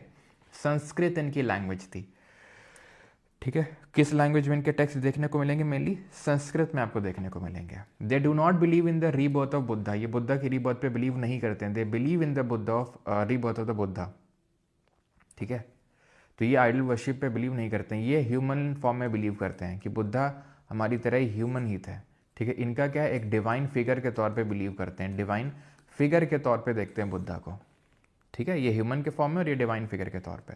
सीन मोस्टली आप जाओगे साउथ एशिया में या फिर साउथ ईस्ट एशिया में, जैसे श्रीलंका, कंबोडिया, लाओस, वियतनाम, यहाँ पर आपको हीनयान फॉर्म ऑफ बुद्धिज्म ही देखने को मिलेगा। और अगर आपको महायान देखना है तो कोरिया, जापान, चाइना, यहाँ पर आपको महायान फॉर्म ऑफ बुद्धिज्म देखने को मिलता है। इनफैक्ट आप देख सकते हो कि इंडिया में इन धर्मों का जन्म हुआ, जैसे बुद्धिज्म धर्म का, और इंडिया से ही ये वैनिश हो गया, एक्सटिंक्ट हो गया एक तरीके से। क्यों हुआ उसके अलग अलग कारण हैं, लेकिन ठीक है अभी हमें उस पर नहीं जाना है, लेकिन ये आपको समझना है। ठीक, जो थेरावाडा फॉर्म ऑफ बुद्धिज्म है, अगर आपसे कभी पूछ ले थेरावाडा क्या है, तो थेरावाडा एक हीनयान का ही सब टाइप है। थेरावाडा जो है ये श्रीलंका, म्यांमार, कंबोडिया यहाँ पर फॉलो होता है, एक हीनयान का ही सब टाइप है। ओके, वज्रयान बुद्धिज्म, ये आप ईस्टर्न इंडिया में चले जाओगे, बंगाल वगैरह में, तो हर चीज़ में तंत्र मंत्र जुड़ जाता है वहाँ पे। ठीक है, तांत्रिक बुद्धिज्म वहाँ पे आ गया। वज्रयान रूट्स इसके तिब्बत में देखने को मिलती हैं, कि मतलब तिब्बत में इसका जन्म हुआ, और ये जो यहाँ पर सिक्किम, वेस्ट बंगाल, यहाँ पर ये फैला, वज्रयान बोलते हैं इसको। ठीक है, तांत्रिक बुद्धिज्म। ऑल राइट, अब हम देखते हैं ये देखेंगे बाद में, लेकिन महायान फॉर्म ऑफ बुद्धिज्म में एक कॉन्सेप्ट चलता है बोधिसत्व का। बोधिसत्व कौन होता है? Bodhisattva is a being who seeks enlightenment not just for themselves but for the benefit of all sentient beings. मतलब बोधिसत्व वो है जो ज्ञान प्राप्ति के मार्ग में है, जो ज्ञान प्राप्ति के मार्ग में तो है, लेकिन जो अल्टीमेट मोक्ष है उसमें वो नहीं जा रहा है। क्यों? क्योंकि उसको बाकी लोगों को मोक्ष के पाथ पे लेके जाना है, इसलिए। The concept is central to Mahayan Buddhism, where Bodhisattva delay their own nirvana to help others attain liberation, ताकि दूसरों को लिबरेशन मिल सके, इसलिए वो अपने निर्वाण को डिले कर देते हैं और बाकी लोगों को उसके बारे में टीच करते हैं। तो ये कुछ बोधिसत्वस के नाम लिखे हुए हैं, तो इनके बारे में आपको पता होना चाहिए, जैसे पद्मपानी, वज्रपानी, मंजूश्री, अवलोकितेश्वर, अमिताभ। ठीक है, तो ये सब हमारे बोधिसत्व हैं। तो पद्मपानी या Bodhisattva who is known as Avalokiteshvara, तो पद्मपानी को ही अवलोकितेश्वर के नाम से जानते हैं। ठीक है, कंपैशन के बुद्धा हैं ये, बुद्ध ऑफ, ठीक है, कंपैशन, बोधिसत्व ऑफ कंपैशन है ये। ठीक है, ये कंपैशन को दिखाते हैं, करुणा को दिखाते हैं। वज्रपानी, अब bodhisattva who is a protector and guide, Vajrapani. ठीक है, ये क्या करेंगे? प्रोटेक्ट और गाइड करेंगे। मंजूश्री कौन है? Bodhisattva who represents wisdom and is considered the Buddha to be, यानी कि फ्यूचर बुद्धा इनको कंसिडर किया जाता है। जैसे नहीं हिंदू धर्म में चलता है कि भाई विष्णु जी के 10वीं अवतार हैं कल की, जो जन्म लेंगे जब कलयुग के टाइम पे, तो उसी तरीके से Manjushri is kind of considered Buddha to be. ठीक है, रिप्रेजेंट्स विजडम। ठीक है, जो ज्ञान का प्रतिनिधित्व करते हैं। तो पद्मपानी, वज्रपानी, मंजूश्री, अमिताभ, ये सब कौन है? ये सब आपके हैं बुद्धा। ठीक है, बोधिसत्व। ऑलराइट, ठीक है, क्लियर है? यहाँ तक आगे बढ़ें। इसी तरीके से एक अमिताभ भी ध्यान रखना, जैसे अभी मैंने आपको बताया, अमिताभ भी ध्यान रखना। इनको क्या बोलते हैं? लाइट को रिप्रेजेंट करते हैं ये। ठीक है, ऑलराइट, चलो। तो अब हम यहाँ पे देखते हैं बुद्धिस्ट टेक्स्ट। जैसे वहाँ पर हमने देखा था अंगास, 12 अंगास कंपाइल किए गए थे, उसमें से आगम सूत्र भी थे। ठीक है, हमारे अंगा जैन धर्म में, और जो वो मेनली प्राकृत में थे। यहाँ पर आपको जो बुद्धिस्ट टेक्स्ट मेनली देखने को मिलेगा वो पाली लैंग्वेज में देखने को मिलेगा। मेन ये त्रिपिताका है जिनके बारे में आपको पता होना चाहिए। त्रिपिताका मतलब तीन, त्रि का मतलब तीन, पिताका का मतलब है बास्केट, तो तीन बास्केट। तो त्रिपिताकास हैं आपकी Sutta Pitaka, Vinaya Pitaka, Abhidhamma Pitaka. Sutta Pitaka is talks about the Buddha's teachings और सरमन्स, ठीक है, ऐसे सूत ऐसे सरमन। विनय पिताका है आपका जिसमें कि मोनास्टिक रूल्स एंड कोड्स दिया हुआ है। मोनास्टिक रूल्स एंड कोड्स यानी कि क्या चीज़ें फॉलो करनी है, ठीक है, कोर्ट्स नहीं है, न्यायालय नहीं है, मठ के कोड्स हैं, मठ के नियम दिए हुए हैं कि क्या रूल्स फॉलो करने हैं, वो दिया हुआ है। अब जैसे कि बुद्धिज़्म में हम चैत्य और विहार देखते हैं, तो चैत्य होती है प्लेस ऑफ वर्शिप जहाँ पर बुद्धिस्ट लोग पूजा करते हैं, और विहार होता है जहाँ पे लोग रहते हैं। तो किन किन रूल्स का फॉलो करना है वो विनय पिताका में। अभिधम पिताका में सूत पिताका की जो टीचिंग है, बुद्धा जी को टीचिंग है, जो सरमन्स हैं, उनका इंटरप्रिटेशन यहाँ पर दिया हुआ है, ठीक है। बुद्ध जी की जो प्रीचिंग्स हैं उसका इंटरप्रिटेशन दिया हुआ है सूत पिताका में। तो एस सरमन दिया, वी आर याद कर लो, यानी रूल दिए हुए हैं, और यहाँ पर अभिधम में सूत पिताका की जो इंटरप्रिटेशन है टीचिंग्स की, प्रीचिंग्स की, वो दी हुई है, ठीक। थेरावाड़ा जो फॉर्म ऑफ बुद्धिज्म है, जैसे मैंने बताया, ये आपका इंडिया में रीजन हुआ, बट थेरावाड़ा पिताका मीन्स बास्केट, और थेरावाड़ा हीनयान का एक सब टाइप है, ओके। पाली लैंग्वेज में जो टेक्स्ट है, जैसे फॉर एग्जांपल मिलिंद पन्नु है, इट इज़ अ डायलॉग, भी ये छोड़ दो अभी, ठीक है, आगे देखेंगे इसके बारे में। अगर आपसे बुद्ध चरित्र के बारे में पूछता है तो वो भी हम आगे देखेंगे। बुद्ध चरित्र अश्व घोष ने लिखी थी, लेकिन कनिष्क एक रूलर आए, फर्स्ट सेकंड सेंचुरी एडी की बात है, तब उन्होंने बुद्ध चरित्र लिखी थी अश्व घोष ने। कब? फर्स्ट सेकंड सेंचुरी एडी, यानी कि बुद्धा जी के लाइफ से अगर हम बात करें तो लगभग 600-700 साल बाद उन्होंने ये लिखा था बुद्ध चरित्र अश्व घोष ने, ठीक है। चलो आगे बढ़ते हैं। तो ये बुद्ध चरित्र किसने लिखी? अश्व घोष ने। जातक टेल्स जो है बुद्ध जी की प्रीवियस बर्थ के बारे में बताती हैं। किसी एक ऑथर ने नहीं लिखा है इनको कि हम एक ऑथर को इसको असाइन करेंगे, नहीं। जातक टेल जो बुद्ध जी की प्रीवियस बर्थ है ह्यूमन और एनिमल फॉर्म में, वो हमें बताता है, ठीक है। टर्म्स जो रिलेटेड हैं बुद्धिज्म में, कुछ टर्म्स तो हमने देखे, जैसे एनलाइटनमेंट को निर्वाण बोलते हैं, डेथ को महापरिनिर्वाण बोलते हैं, महाविनिष्क्रमण गृह त्याग को बोलते हैं। उसी तरीके से चैत्य होते हैं जो जहाँ पर पूजा करी जाती है, प्लेस ऑफ वर्शिप। विहार होते हैं आपके प्लेस ऑफ रेजिडेंस। धम्मा होता है धर्म। स्तूपा होता है mount where the relics of Buddha have been place. तो माउंट क्या होता है? स्तूपा बोलते हैं जहाँ पर बुद्ध जी के कुछ अवशेष, नाखून, बाल, इस तरीके की कुछ चीज़ें रखी जाती हैं। ज़रूरी नहीं कि स्तूपा में वही रखी जाएँ चीज़ें, क्योंकि स्तूपा दो तरीके के हो सकते हैं, या तो कमोमरेटिव हो सकते हैं या वोटिव हो सकते हैं। कमोमरेटिव का मतलब ये होता है कुछ कमोमरेट करने के लिए। कमोमरेट मतलब बुद्ध जी के कुछ अवशेष या फिर किसी बोधिसत्व के अवशेष रखे हुए हैं, तो उसको हम बोलते हैं कमोमरेटिव स्तूपा। वोटिव का मतलब होता है कि वोटिव इन द सेंस कि बस ऐसे ही बनवा दिया, मतलब कि बुद्धिज़्म धर्म को मानते हैं तो बस हमने उसको बनवा दिया। लाइक फॉर एग्जाम्पल, जैसे आप लोग बोलते हैं ना कि हे भगवान सिलेक्शन करवा दो, ठीक है, और भगवान से इधर के भगवान है ना, ये भगवान वो भगवान, जैसे है ना कुछ लोग कि भाई एक भगवान एक बार सिलेक्शन करा दो तिरुपति बालाजी को, मतलब उनसे सीधा बात कर रहे हैं कि सीधा आके आप, मतलब आपको विजिट करने आऊँगा, बाल कटवाऊँगा वहाँ पर आके, हाँ ऐसा बोलते हैं ना।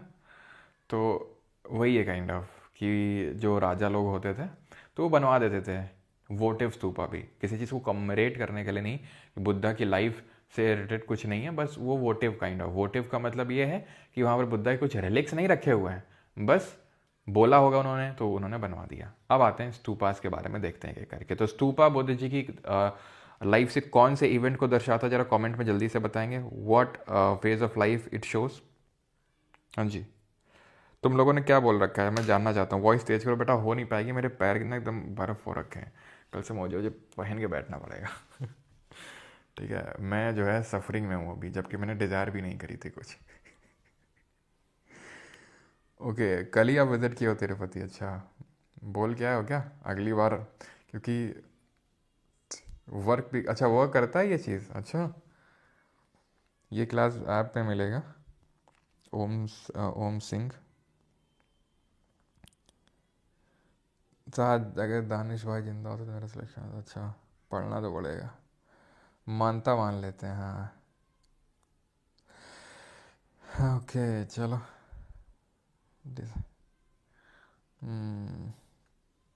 निर्वाण, चलो बैठे बैठे एनलाइटनमेंट कहाँ से कैसे आ जाती है बेटा, चिल परमारियन कि बोल रहे बैठे बैठे एनलाइटनमेंट कहाँ से आती है।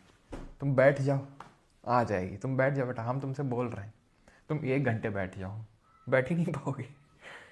भाई क्यूरियोसिटी बताया तो क्यूरियोसिटी होनी चाहिए। और क्या बोल रहे थे कि अब मुझे क्यूरियोसिटी है ही नहीं, अब तो हमें तो ज़िंदगी के मज़े लेने हैं, सिगरेट बीड़ी फूकनी है ना, बुरे आचरण करने हैं, तो फिर कहाँ से आ जाएगा? तुम्हें क्यूरियोसिटी होना चाहिए यार, मुझे जानना है अपने बारे में, मुझे जानना है कि what is the ultimate truth, क्या होता है डेथ के, तब मिलता है, ऐसे थोड़ी ना मिल जाता है। बुद्धिस्ट स्तूपा पे आते हैं। अब यहाँ पे थोड़ा सा फोकस करना, ठीक है। तो स्तूपा महापरिनिर्वाण को दिखाते हैं, बुद्ध जी की डेथ को। Okay okay.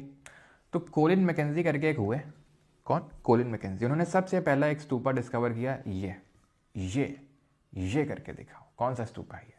तो ये है आपका अमरावती का स्तूपा। कौन सा ये है अमरावती का स्तूपा। मतलब ये एक्चुअल थोड़ी सी नहीं है, एआई जनरेटेड पिक्चर है, लेकिन है ऐसा ही वाइट कलर का, ठीक है। तो ये है अमरावती स्तूपा। कहाँ देखने को मिलेगा? आंध्र प्रदेश में, अमरावती जो कैपिटल है आंध्र प्रदेश की।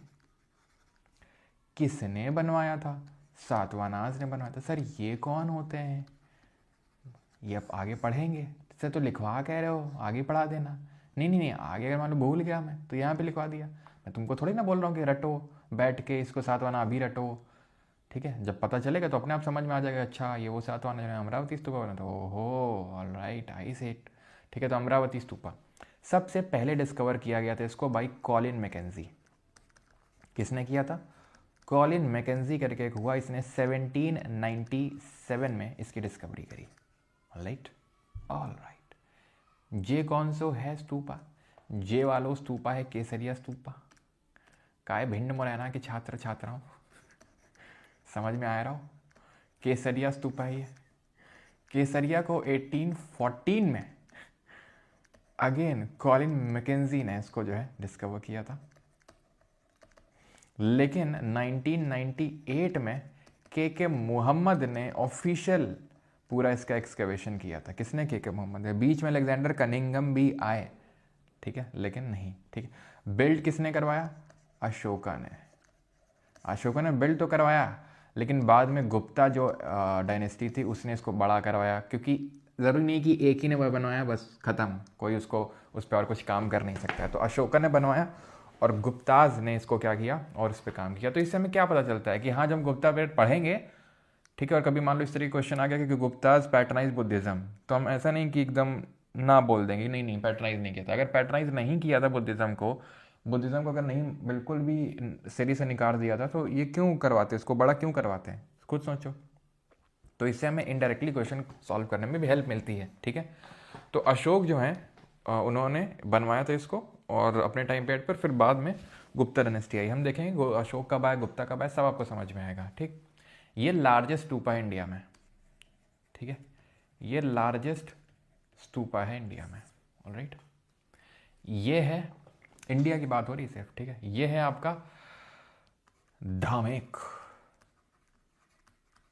कहाँ पर देखने को मिलेगा? सारनाथ में। कैसा है शिव? सारनाथ जो वाराणसी में, जहाँ पर बुद्ध जी ने सरमन दिया था, पहला उपदेश दिया था। तो ये बुद्ध जी के धर्म, बुद्ध जी की लाइफ से एसोसिएटेड है। तो कैसा हुआ? कॉमेमोरेटिव स्तूपा हुआ। ये कॉमेमोरेट करने के लिए बुद्ध जी की लाइफ का कोई इवेंट को उसको बनाया गया है, तो कॉमेमोरेटिव हुआ ये। बुद्ध जी के लाइफ से एसोसिएटेड या उनके कुछ रिलिक्स हैं तो कॉमेमोरेटिव है।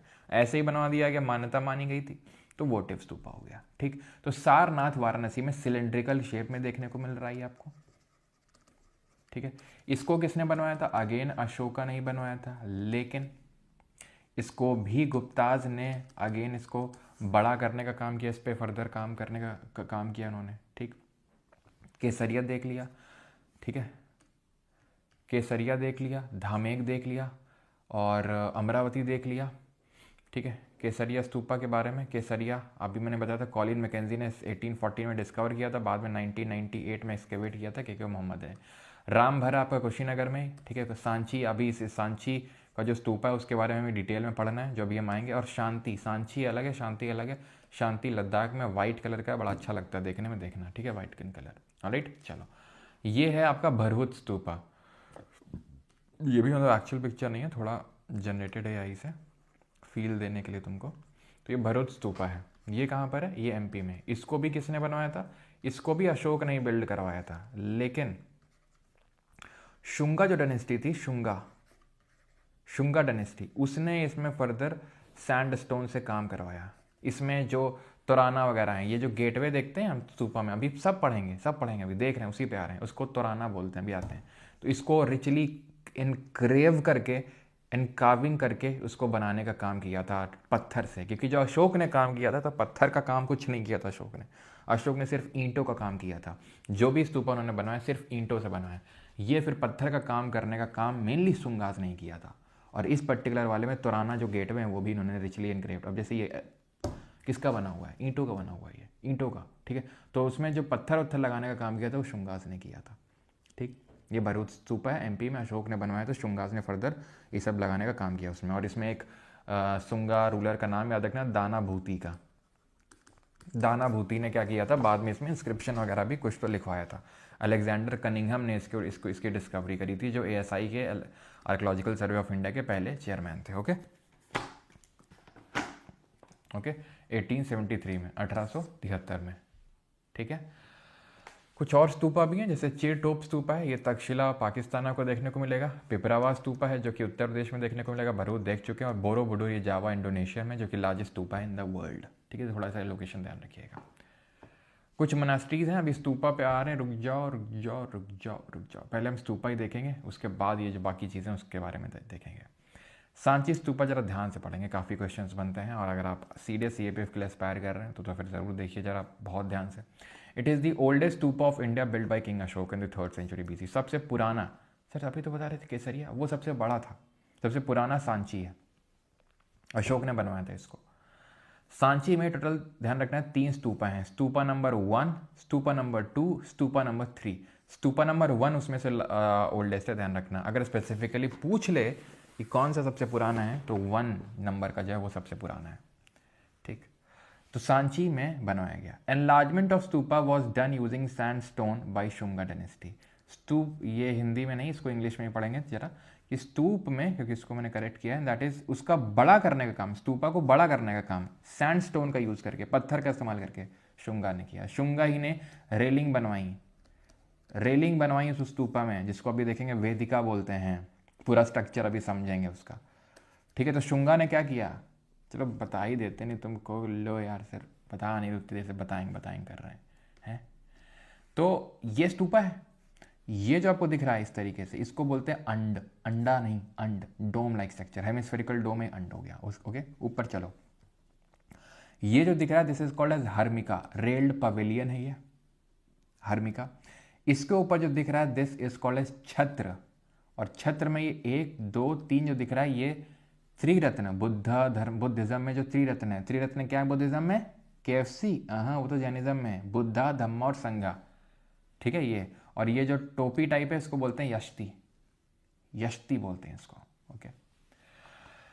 ये जो टॉल ये पिलर ये खड़ा हुआ है इसको बोलते हैं गेटवे, क्या बोलते हैं, तोराना बोलते हैं गेटवे को क्या बोलते हैं, तोराना बोलते हैं। याद रहेगा तोराना, ओके याद हो गया तोराना। जब तुम अंदर जाओगे तो यहाँ प्रदक्षिणा पथ आएगा, नीचे भी ऊपर भी, सरकम एम्बुलेटरी पाथ उसको अंग्रेजी में बोलते हैं, दिस इज कॉल्ड एज प्रदक्षिणा पथ, ठीक। मेधी थोड़ा सा सही मार्क्ड नहीं है, मेधी ऊपर होता है, जिसमें ये पूरा टिका हुआ है ना, ये क्या है, अंड, इसका जो पूरा सपोर्ट है वो दे रहा होता है मेधी।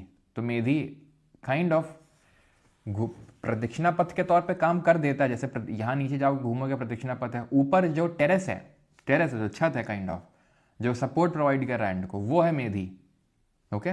और ये जो रेलिंग दिख रही है तुमको, ये रेलिंग, इसको बोलते हैं वेदिका, समझ में आया। तो रेलिंग हुई वेदिका, ये हो गया आपका मेधी मतलब ये जो सपोर्ट प्रोवाइड कर रहा है अंड को, अंड हो गया हेमिस्फेरिकल डोम, ओके। हर्मिका हो गया ऊपर, ये छत्र हो गया सबसे ऊपर, त्रिरत्न को सिंबलाइज कर रहा है, यष्टि क्या है वो टोपी टाइप, तोराना क्या है गेटवे, सब ठीक समझ में आ गई चीज। तो मैं क्या कह रहा हूँ तुमसे, मैं कह रहा हूँ कि जब अशोक ने बनवाया था तो सिर्फ ईंटों का बना हुआ था, सिर्फ ब्रिक का बना हुआ था, उसमें स्टोन का यूज किसने किया, सैंडस्टोन का यूज ये शुंगा ने किया। उसको बड़ा करवाया। जो आज हम सांची का देखते हैं स्तूपा, वो बहुत छोटा था, उसको बहुत बड़ा करवाने का काम सैंडस्टोन का यूज़ करके किसने किया? शुंगास ने। और उसमें रेलिंग भी वेदिका भी जोड़ी। It has 4 gateways which represent the 4 cardinal points north, south, west, east, चारों दिशाओं में एक एक तोराना गेटवे देखने को मिलेगा। They were added by the Satavahanas, remember this, कि दीज रिचली एनग्रेव्ड यानी बहुत बढ़िया कार्विंग हो रखी है यहाँ पर। ऐसा नहीं प्लेन तो दिख नहीं रहा तुमको कि प्लेन एकदम सपाट है, दिख रहा है कुछ बना हुआ है इनमें, एनग्रेविंग्स हैं ये। तो ये एनग्रेव्ड जो तराना है चारों किसने जोड़े? सातवाहनास ने। और जब ये मिला किसने डिस्कवर किया? हेनरी टेलर ने 1818 में। तब ये गेटवे अपनी इक्का दुक्का ही लगे हुए थे, बाकी सब गिरे हुए थे, ठीक है, बाकी गिरे हुए थे, जर्जर हालत में थे, कुछ हिस्सा कहीं टूटा पड़ा हुआ है तो जोड़ा उड़ा गया, और जो बाकी है नहीं मिला तो वो वैसा का वैसा ही है, ठीक है। यहाँ पे सांची स्तूपा में चेतियागिरी विहार फेस्टिवल होता है। जो रिलिक्स हैं 2 इम्पॉर्टेंट बुद्धिस्ट के, सारिपुत्ता और महामोगलेना, ठीक है, सारिपुत्ता और महामोगलेना, इनके रिलिक्स के वर्शिप करने के लिए चेतियागिरी विहार फेस्टिवल को सेलिब्रेट किया जाता है सांची मध्य प्रदेश में। काफ़ी लोगों ने मुझे होता है पिछला जब बैच था तो भेजा था मुझे पिक्चर्स, जब मैंने पढ़ाया था आई थिंक उसी टाइम पे था, अभी आई थिंक गया ही है ये कुछ दिन पहले, ठीक है। तो मुझे भेज दिया करो यार तुम लोग, हैं कहीं का अपने यहाँ का, जहाँ भी कल ही काफ़ी सारे स्टूडेंट भेजते रहते हैं मुझे कि सर अभी किसी ने तो भेजा था हम्पी कर्नाटक में गया, तो जब हम विजयनगर एम्पायर पढ़ेंगे तो वहाँ देखेंगे, तो वहाँ पर गया था वो पुराने पिछले बैच का स्टूडेंट था वो, काफ़ी सिलेक्टेड हैं, अब सेलेक्ट हो गया तो घूमने उमने जाते रहते हैं, तो जलाते रहते हैं। अब मास्टर की जला देते हैं थोड़ी, ये देखो मास्टर तुम बढ़ाते ही रह गए, हम यहाँ घूमने आ गए, तो तुम लोग भी जला दिया करना, ठीक है। तो पार्ट्स ऑफ स्तूपा ये अंड हेमिस्फेरिकल डोम, तोराना गेटवे, मेधी पेडिस्टल जो पाथ है उसको मेधी बोलते हैं, ठीक है, मेधी, ओके मेधी। वेदिका रेलिंग्स हो गई, प्रदक्षिणा पथ हो गया, वो सर्कमएम्बुलेटरी पाथ। अब ये कौन है? ये है याक्षी। अब याक्षी कौन होता है? याक्षी वो नहीं, याक्षी। याक्षी जो है हिंदू धर्म में, जैन धर्म में, बुद्धिज्म धर्म में एक काइंड ऑफ आत्मा है। आत्मा सर? हाँ बेटा आत्मा। आत्माएं अच्छी भी होती हैं बुरी भी होती हैं, यानी इनको अंग्रेजी में बोल सकते हैं स्पिरिट, नेचुरल स्पिरिट। स्पिरिट का मतलब होता है वही आत्मा है, ठीक है। तो एक ये है याक्षी जिनका नाम है साल भांजिका, ठीक है, साल भांजिका नाम है इनका। ये जो साल भांजिका है, साल ट्री है, ये साल का पेड़ है, साल पेड़ है, भांजिका मतलब एक ब्रांच को तोड़ लेना या फिर टच करना, ठीक है, तो साल भांजिका। तो ये जो याक्षी हैं साल भांजिका, इनको बोला जाता है फर्टिलिटी, फर्टिलिटी की ये याक्षी हैं ये, ठीक है। Reference to mother of Buddha under sal tree giving birth to Buddha. तो बुद्धा जी को बर्थ दे रही हैं गौतम बुद्ध की मदर, उनको इनके थ्रू दिखाया गया साल भांजिका के थ्रू, क्योंकि Sal Bhanjika is the goddess of fertility kind of, या फिर याक्षी ऑफ फर्टिलिटी। इसी तरीके से एक याक्षी हुई, याक्षी तो नहीं, हाँ याक्षी हुई, इनका नाम पता है क्या है? हरिति। ये बड़ी खतरनाक याक्षी थी। ये क्या करती थी? बच्चों को उठा ले जाती थी। बुद्धा जी ने एक दिन देखा एंड ही वाज लाइक अभी सबक सिखाता हूँ, तेरा तो गेम बजाना पड़ेगा। तो हरिति को जो है एक स्टोरी है काइंड ऑफ, तो हरिति को क्या किया, जब ये बच्चा चुराने आई, तो जब ये चुराने आई, ठीक है, खून के प्यासी हरिति, तो खून की प्यासी हरिति को बुद्ध जी ने उसी का छोटा बेटा रख दिया और उसका खून मतलब उसको मार देती थी, किडनैप करके मार देती थी, खून पी लेती थी उसका। तो अपना बेटे को जब उसने मारा, जब उसको पता चला उसका बेटा था, तब जो उसको दुख हुआ, तो बुद्ध जी उसको दिखाना चाहते थे कि बेटा जो तुम ये कर रहे हो ना, इससे लोगों को कितना दुख होता होगा, ठीक है। और जब ये रियलाइजेशन हुई तो इसका हृदय परिवर्तन हो गया हरिति का, और फिर उसने जो है अच्छा भलाई के लिए काम करना शुरू कर दिया। बच्चों की कंजर्वेशन के लिए काम, देख सकते हो अभी बच्चे को वो गोद पे खिला रही है हरिति, ठीक है। तो पूछ लेता है इसे क्वेश्चन। ये है हमारी गज लक्ष्मी, लक्ष्मी जी हैं ये हमारी, ठीक है। ये जो 2 हाथी हैं क्या कर रहे हैं, देख रहे हो पानी डाल रहे हैं लक्ष्मी जी पे, तो इनका नाम है गज लक्ष्मी। ये तोराना में बनी हुई हैं, जैसे हमने देखा ना साल ट्री है, साल भांजिका है, साल भांजिका तोड़ रही हैं साल ट्री से, है ना, एक ब्रांच को, वैसे ही ये तोराना में बनी हुई हैं सब, ये साल भांजिका ये सब इधर देख रहे हो, ये यहाँ पे तो दिख नहीं रहा है, लेकिन ये सब वहीं पे बनी हुई हैं तोराना में ही। ये देखो ये तोराना है पूरा, तोराना में दिख रहा है ये है साल भांजिका, यहीं पे ऐसे ही आपकी गज लक्ष्मी। गज लक्ष्मी मतलब गज का मतलब हाथी, और लक्ष्मी जी हैं, ये लक्ष्मी मतलब goddess of prosperity and wealth. और यहाँ पर ये जो दिख रहे हैं ये लोटस हैं, ये क्या है, कमल के फूल हैं, ठीक है। This particular Tarana was I think sponsored by BJP. हाँ ये हैं आपके हाथी जो पानी डाल रहे हैं लक्ष्मी माता को, ठीक है। तो ये ध्यान रखना गज लक्ष्मी है। हरिति के बारे में भी आप जान गए, ठीक है, हरिति के बारे में भी जान गए। स्तूपा का स्ट्रक्चर भी आप समझिए। यहाँ पे 8 होली प्लेसेस हैं बुद्धिज़्म के, ध्यान रखना, जहाँ इनका जन्म हुआ, लुम्बिनी में, राजगीर में, बोध गया में जहाँ इनको ज्ञान की प्राप्ति हुई, वैशाली, सारनाथ जहाँ इन्होंने पहला सरमन दिया, श्रावस्ती, कुशीनगर जहाँ इनकी डेथ हुई, और संकोसिया। ये कुछ जगह हैं। कुछ इंपॉर्टेंट मठ हैं, मोनेस्ट्रीज़ हैं, जैसे ठीक कहाँ है, लद्दाख में, ठीक है, हेमिस लद्दाख में, रूमटेक सिक्किम में, कई गोम्पा ये हिमाचल में, और आइची गोम्पा ये लद्दाख में है। तो कुछ मोनेस्ट्री हैं जो आपको पता होना चाहिए। इसी तरीके से एक नेम ड्रोलिंग मोनेस्ट्री है जो कि आपको बाइलाकुप्पे कर्नाटक में देखने को मिलेगी, जिसको हम बोलते हैं golden temple of south India, ठीक है। Golden temple of south India के नाम से जानते हैं name drooling monastery, Buddhist monastery, okay. Bylakuppe Karnataka में गोल्डन टेम्पल इसको बोलते हैं। मोनेस्ट्रीज क्या होती हैं, जहाँ पर जो मंक्स और नन्स होते हैं वो, ठीक है, क्या करते हैं, वो वहीं पे रहते हैं, ठीक है। अपनी पूरी जीवन त्यागने के बाद वो वहीं पे मोनास्ट्री में ही रहते हैं, मठ पे, ओके। ये क्या है, ये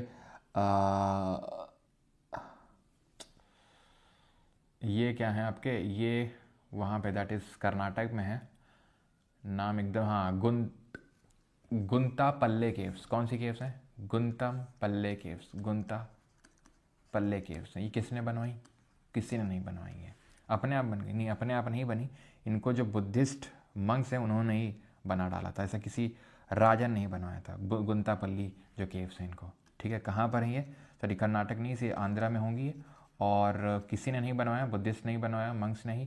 लेकिन किसके टाइम पे, तो उस टाइम पे सातवानास का रूल हुआ करता था, सातवाना डायनेस्टी का। अगेन आगे हम लोग पढ़ेंगे सातवाना डायनेस्टी के बारे में, ठीक है। डन विद टुडेज लेक्चर, 11 बज चुके हैं and we are done with the lecture. किसी कोई डाउट?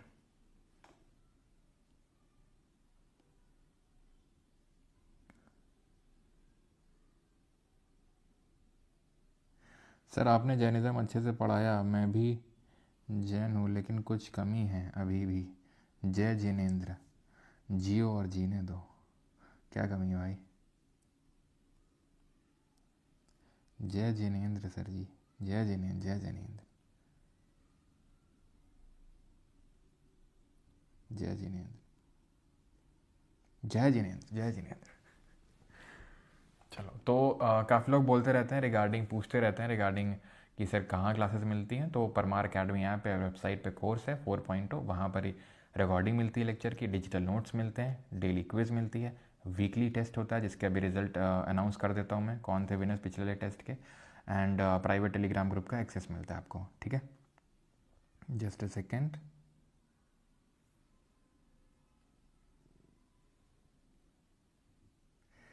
चलो, तो हिस्ट्री जो टेस्ट नंबर 2 था, ठीक है, हिस्ट्री का टेस्ट नंबर 2 था आई थिंक ना, ओके। ये तो CDSE पेपर था, सॉरी सॉरी, एक सेकेंड। 4.0 में आपका पॉलिटी फुल लेंथ टेस्ट हुआ था। पॉलिटी का फुल लेंथ जो पिछला टेस्ट हुआ था उसमें 3rd नंबर पे रही थी अंशिका जी। कॉन्ग्रेचुलेशंस टू अंशिका जी, और अंशिका जी के लिए तालियां हो जाएं और बोलें जय जिनेंद्र, ठीक है। दूसरे नंबर पे आते हैं हमारे उमेश जी। अंशिका जी के मार्क्स थे 66.25, ठीक है। तो कॉन्ग्रेचुलेशंस टू अंशिका जी। उमेश, ठीक है, उमेश जी आते हैं हमारे 2nd नंबर पे, और इनके भी मार्क्स हैं 66.25 में, बट इन्होंने टाइम थोड़ा सा कम लिया इसलिए ऊपर हैं। तो again congratulations to Umesh ji, and the first rank goes to Deepam Sharma. Congratulations to Deepam Sharma. Deepam Sharma ji के लिए तालियां हो जाएं। फर्स्ट रैंक इन्होंने सिक्योर करी है with total of 70 marks. 70 number लाए हैं ये पॉलिटी के फुल लेंथ टेस्ट में। तो इसी तरीके से टेस्ट देते रहिए, ठीक है। और इस वीक आपका पूरा हिस्ट्री का जो अभी तक हम लोगों ने पढ़ा है उसका टेस्ट होगा, ठीक है। हमारे हिस्ट्री के 7 लेक्चर्स हो जाएंगे और वो आपको टेस्ट फॉर्म में मिलेंगे संडे को, ऑलराइट।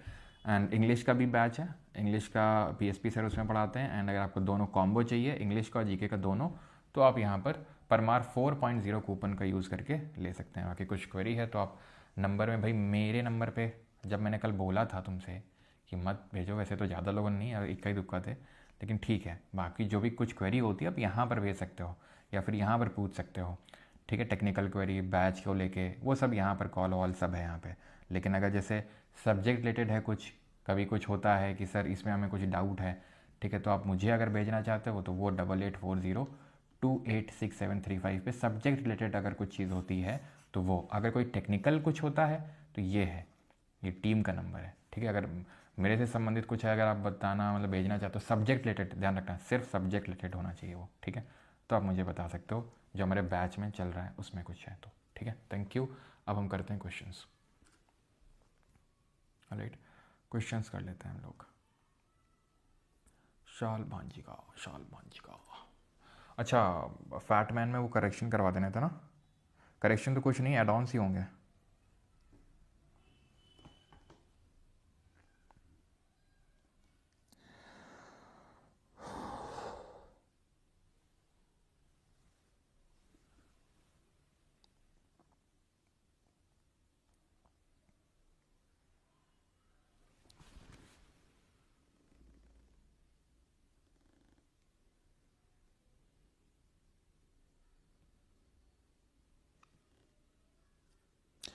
सेकेंड एडिशन का तो अभी जल्दी फल्दी से तुरंत तो नहीं आ रहा है, ठीक है।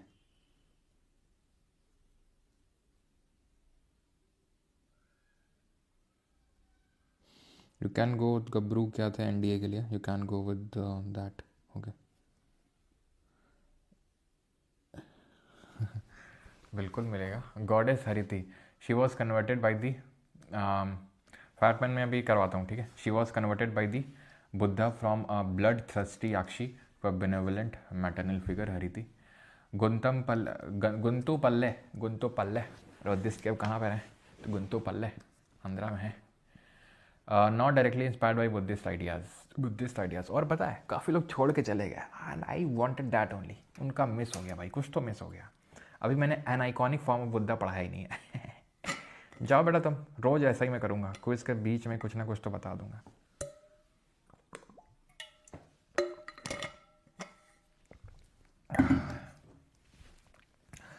Remember guys, hey guys, Sanchi stupa जो है या फिर कई जगहों में अर्ली फॉर्म ऑफ बुद्धिज्म जो बुद्धा को रिप्रेजेंट किया गया वो एन आइकॉनिक फॉर्म में किया गया। एन आइकॉनिक का मतलब होता है जहाँ पे बुद्धा को इंसान के तौर पे नहीं, या तो सीट, एम्प्टी सीट है, खाली सीट है, उससे तुम समझ जाओ कि बुद्धा ही बैठे होंगे इसमें।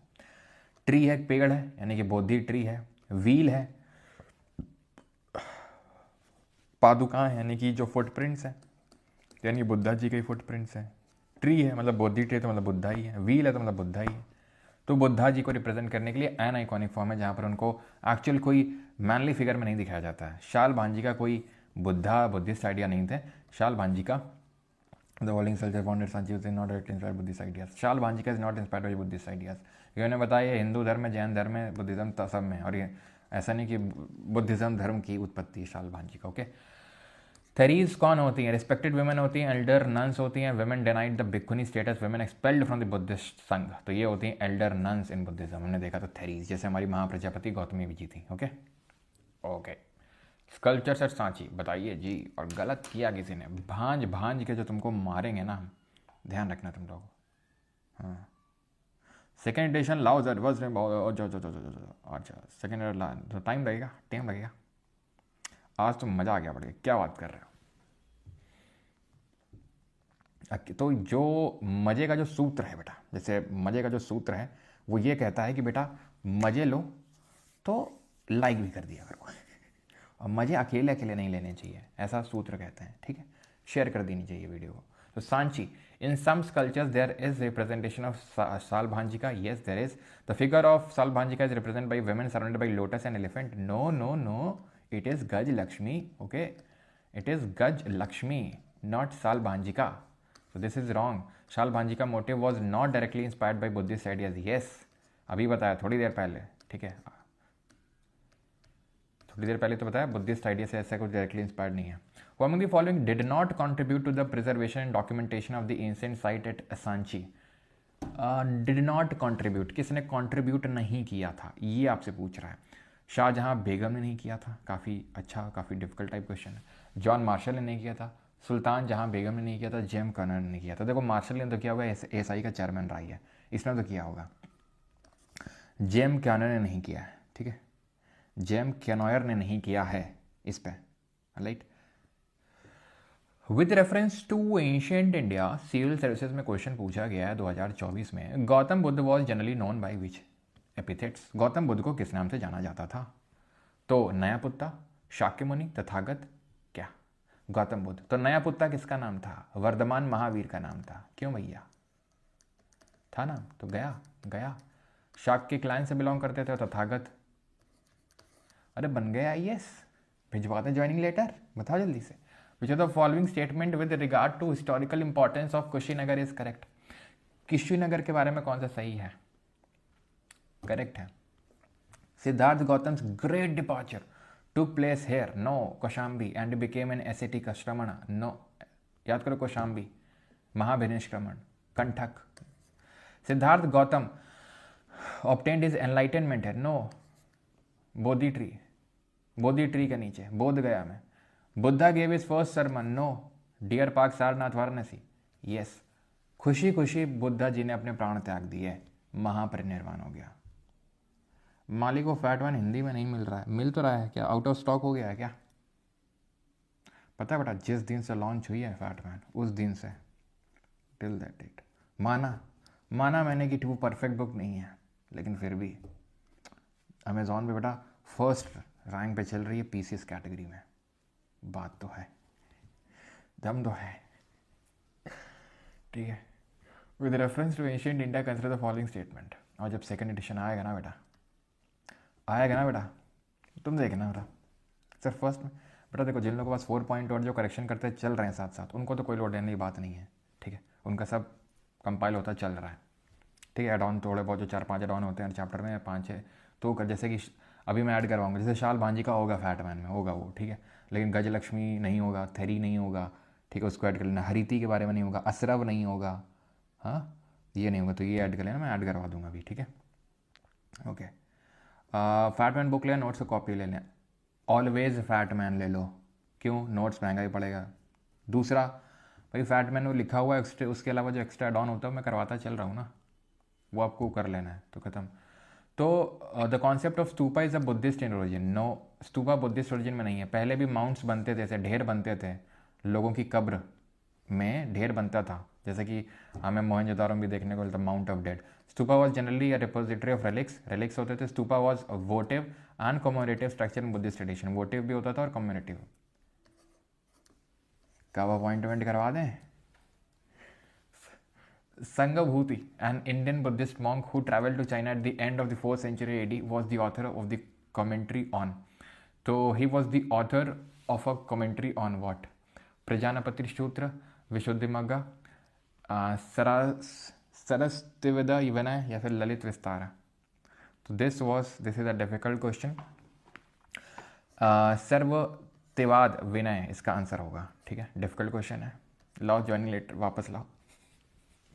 Early Buddhist cultures did not show Buddha in human form. Through which of the following symbols was Buddha's presence? ज़्यादा लोड मत लेना इनका, ठीक है, छोड़ देना अगर वैसा है। क्यों? क्योंकि देखो, अगर तुम किसी से पूछोगे ना, अगर कोई तुम्हारे आसपास सिविल सर्विस की प्रिपरेशन कर रहा है, उससे अगर तुम पूछना है ऐसे जनरली, ऐसा कौन सा सब्जेक्ट है जिसको अगर चाहे तुम जितना पढ़ लो, अगर एग्जामिनर अपने में आ गया तो क्वेश्चन बनने का ना, तुम पूछ लेना उससे, उसको ऑप्शन देना, ठीक है। ज्योग्राफी है, पॉलिटी है, हिस्ट्री में एंशियंट, मेडाइवल, मॉडर्न है, क्या है? ही always name you ancient history, always, ठीक है, हर कोई 100% ऑफ स्टूडेंट्स। तो अभी मैंने आपको बताया कि early form of Buddha was an iconic form of Buddha, इसको भी फैटमैन में नोट करना। एन आइकॉनिक का मतलब है Buddha not in humanly form, empty seat, stupa, ठीक है, empty stupa, wheel, tree, stupa, इस फॉर्म में बुद्धा को दिखाया जाता है, an iconic form. According to Jain tradition, who was the first Jain tirthankara? तो कौन थे जैन तीर्थंकर पहले? नेमीनाथ अरिष्टानेमी 22वें थे, 23वें थे, ठीक है। वर्धमान महावीर 24वें थे। तो पहले ऋषभ देव थे जिनको बुल से रिप्रेजेंट किया गया है ना। 3 जैन क्या है जैनिज्म में? सीधा बेटा लेफ्टिनेंट बने, सीडीएस का एग्जाम क्रैक करें, ब्रह्मचर्य, सम्यक दर्शन, सुनृता, फिर अस्तेय। 3 जेम्स क्या था? तो 3 जेम्स में KFC, सम्यक जानना, सम्यक दर्शन, सम्यक चरित्र। 5 वोज अलग हैं उससे, ठीक है, नॉन वायलेंस और अस्तेय और ब्रह्मचर्य और अपारिग्रह सब, ठीक है, अहिंसा। Consider the following statement with reference to Jainism, Jain धर्म के बारे में संबंध में निम्नलिखित कथनों पर विचार कीजिए, सिर्फ विचार न करिए, आंसर दीजिए। वर्धमान महावीर अटेंड कैवल्य जानना, कैवल्य मतलब enlightenment, outside the town of Jambhikagrama, तो जम्बिका ग्राम के बाहर on the banks of river Rijupalika and in the field of householder name Samaga के घर के बाहर, ठीक है, उसकी फील्ड में। सही है, हमने देखा भी था।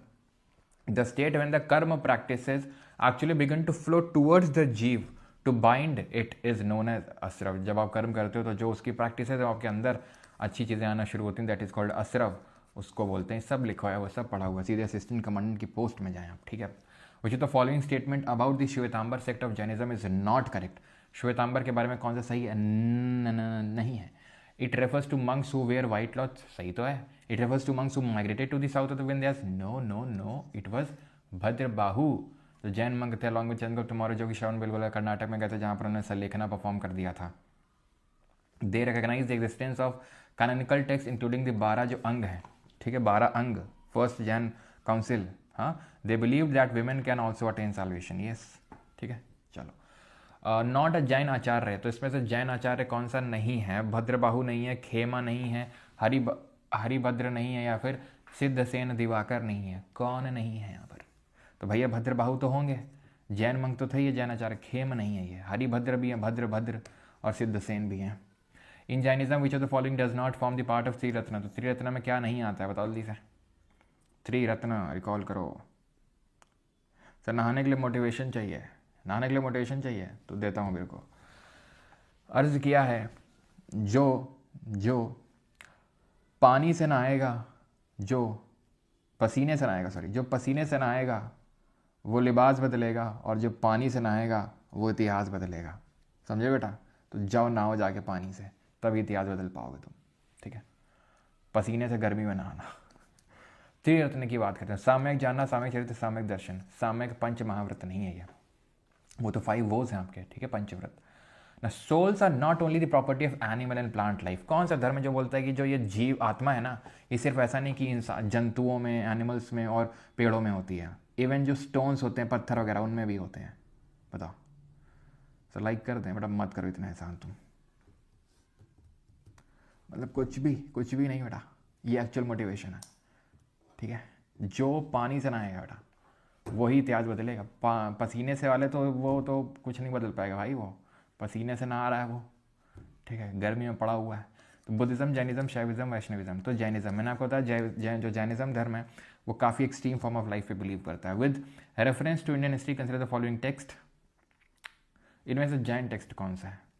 अगेन ये कठिन क्वेश्चन है, अगर गलत हुआ तो फिर आपके जो अपॉइंटमेंट लेटर है IAS का वो वापस ले लिया जाएगा। ठीक है, अगेन इसको स्किप कर सकते हैं, सीधा जो SSC है जिनका कोई सीधे CAPF से कोई लेना देना नहीं है, सीधा स्किप करिए आप इसको, ठीक है, सीधा स्किप करिए। आंसर होगा यहाँ पर जो नत्ती वाला है ये आपका बुद्धिस्ट है, नत्ती पकरन, ठीक है। और जो अगर सीधे CAPF के कोर्स स्टूडेंट हैं तो नोट कर लेंगे, कहीं है तो फैटमैन है तो वहाँ नोट कर लो, अगर फैटमैन है तो वहीं पर नोट करना, ठीक है। स्टार्ट की जब रिवाइज़ करो तो पूरा सारी चीज़ें रिवाइज़ करो, ठीक है, बिकॉज अगर यहाँ पूछा है 2022 में सेल्स से, तो कभी भी सीधे CAPF में आपको किसी भी तरीके से पूछ सकता है वो, ठीक है। तो बुद्धिस्ट टेक्स्ट है, ये आपका जैन टेक्स्ट है, और जो अवदान शतक है दिस इज़ अ बुद्धिस्ट, ठीक है, बुद्धिस्ट ही है ये, बट ये संस्कृत में है ये, ठीक है, ये पाली में है, नट्टी पकरन, ठीक है, और ये है आपका संस्कृत में। और आपका ये त्रिषष्टि लक्षण महापुराण, ये आपका जैन टेक्स्ट है। तो 2 और 4 होगा ऑप्शन नंबर बी। तो ध्यान रखना कौन जैन है कौन बुद्धिस्ट है।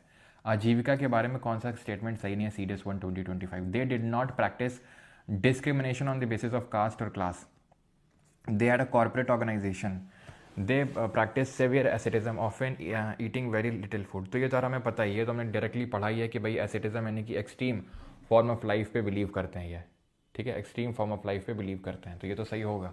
दे formed an alliance with Jain against Buddhist हैं, कुछ भी। हिस्टोरिकल पर्सन है नोन एज, ठीक है। आर्यदेव दिग्नान, देख लो सेल सर्विस का मतलब IAS के एग्जाम का क्वेश्चन है, तो आसान तो नहीं होगा यार देखो, ठीक है। लेकिन अगर सीरियस ये को देने जा रहे हो तो ही देखना, बाकी अगर SSC का एक और रेलवे का तो कोई देखने की जरूरत नहीं, नथिंग नीडेड, ओके। सिर्फ आपको स्किप कर देना सीधे, या फिर तुक्का मार के देख सकते हो कि तुक्के में तुम IAS बन सकते हो कि नहीं। खैर, तो यहाँ पर पूछ रहा है कि कौन जैन स्कॉलर है और कौन बुद्धिस्ट स्कॉलर है, कौन वैष्णव स्कॉलर है। पूछ रहा है कि कितने पैर सही है यहाँ पर। तो पहला वाला गलत है यहाँ पर, क्योंकि पहले जो आर्यदेव हैं ये जैन नहीं, ये बुद्धिज़्म में महायान स्कॉलर हैं ये। तो पहला वाला गॉन, यानी कि ऑल 3 पेयर्स नो, ये सही है। दिग्नाग बुद्धिस्ट है और नाथ मुनि वैष्णव है, तो ओनली 2 पेयर्स हो जाएगा सी। ठीक है, नोट कर लेंगे इसको जो सीधे CAPF वाले हैं। ठीक है, चलो अब आते हैं यहाँ पर।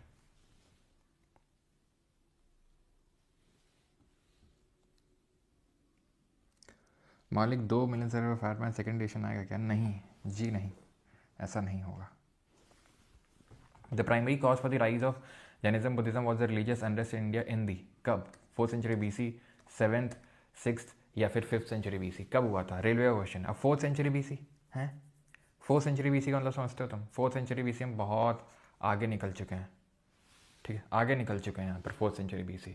ठीक है, इनफैक्ट जो 5th सेंचुरी BC है वो भी हम आगे निकल चुके हैं। 7th सेंचुरी BC का मतलब है 600 से 700, वही टाइम पीरियड है लेटर वैदिक एज का। 6th का मतलब तो क्या हो गया? 500 से 600। 6th का मतलब हो गया 500 से 600। ठीक है, अनरेस्ट कब होना शुरू हुआ था इंडिया में? अनरेस्ट कब होना शुरू हुआ था? तो यही था, लेटर वैदिक एज में। तो बहुत ज़्यादा ब्राह्मणिकल डोमिनेशन बढ़ गया था। Gautam Buddha is believe to have been born around which of the following years? तो गौतम बुद्ध जी का जन्म कब हुआ था? 483 BC, 560 BC, 323 या 712? Wrong, wrong. ठीक, 560 BC। ठीक है, डेथ हुआ था उनका देन बाद में 480 BC के राउंड में। ठीक है, 483 BC महापरिनिर्वाण हुआ था, लगभग 80 साल की उम्र में। At what age did Gautam Buddha attain enlightenment? किस एज में उनको एनलाइटनमेंट मिली थी? 30 में घर छोड़ा था महावीर ने, 42 में मिले थी कैवल्य। इन्होंने 29 में छोड़ा था 12 साल, इन्होंने 6 साल 35, 35। At which location did Siddharth Gautama engage in prolonged meditation that ultimately led to his enlightenment? Sarnath, बोध गया, कुशीनगर या राजगीर? कहाँ पर? तो बोध गया में। Okay, option number B. Sarnath में धम्म चक्र प्रवर्तन यानी पहला sermon, turning the wheel of law. Kushinagar, खुशी खुशी प्राण त्याग दिए, Mahaparinirvana. Out of the 3 Pitaka, the Abhidhamma Pitaka deals with, Abhidhamma Pitaka किससे डील करता है? Stories of Sarnath pillar, Buddha की teachings, philosophical matter, rules. Buddha की टीचिंग्स और सरमन जो दी हुई है ना, वो सूत में है। किसमें? सूत पिताका में। ठीक है, रूल्स, रूल्स वी आर मतलब विनय, विनय पिताका। APGP HP AP philosophical matter इसमें दिया हुआ है। ठीक है, यानी बुद्धा जी की जो टीचिंग्स है उसकी फिलोसफी झाड़ी गई यहाँ पे। ठीक है, which of the following is correct? कौन सा सही है इसमें? Gautam Buddha belong to a small gana known as Shakya gana and was a Kshatriya. Yes. Mother इनकी किस टाइप से थी? कोलिया टाइप से थी, है ना। गौतम बुद्ध, उनकी मदर का नाम क्या था? महामाया। फादर सुदोधन। गौतम बुद्ध पास डेविड कुशीना। यस, सही है आपका। तो डी हो जाएगा, बोथ 1 और 2। देख लिया करो कई बार करेक्ट इनकरेक्ट क्या पूछा गया। जैसे यहाँ पर करेक्ट पूछा गया, मान लो इनकरेक्ट पूछ लेता तो फिर दिक्कत हो जाती। ठीक है, चलो अगला क्वेश्चन है ये। अभी ये रिसेंट में EPFO का जो एग्जाम हुआ है उसमें क्वेश्चन ये बना है आपका। ठीक है, EPFO का जो एग्जाम हुआ है एकदम लेटेस्ट, ये हिंदी में रहा, पढ़िए और करिए।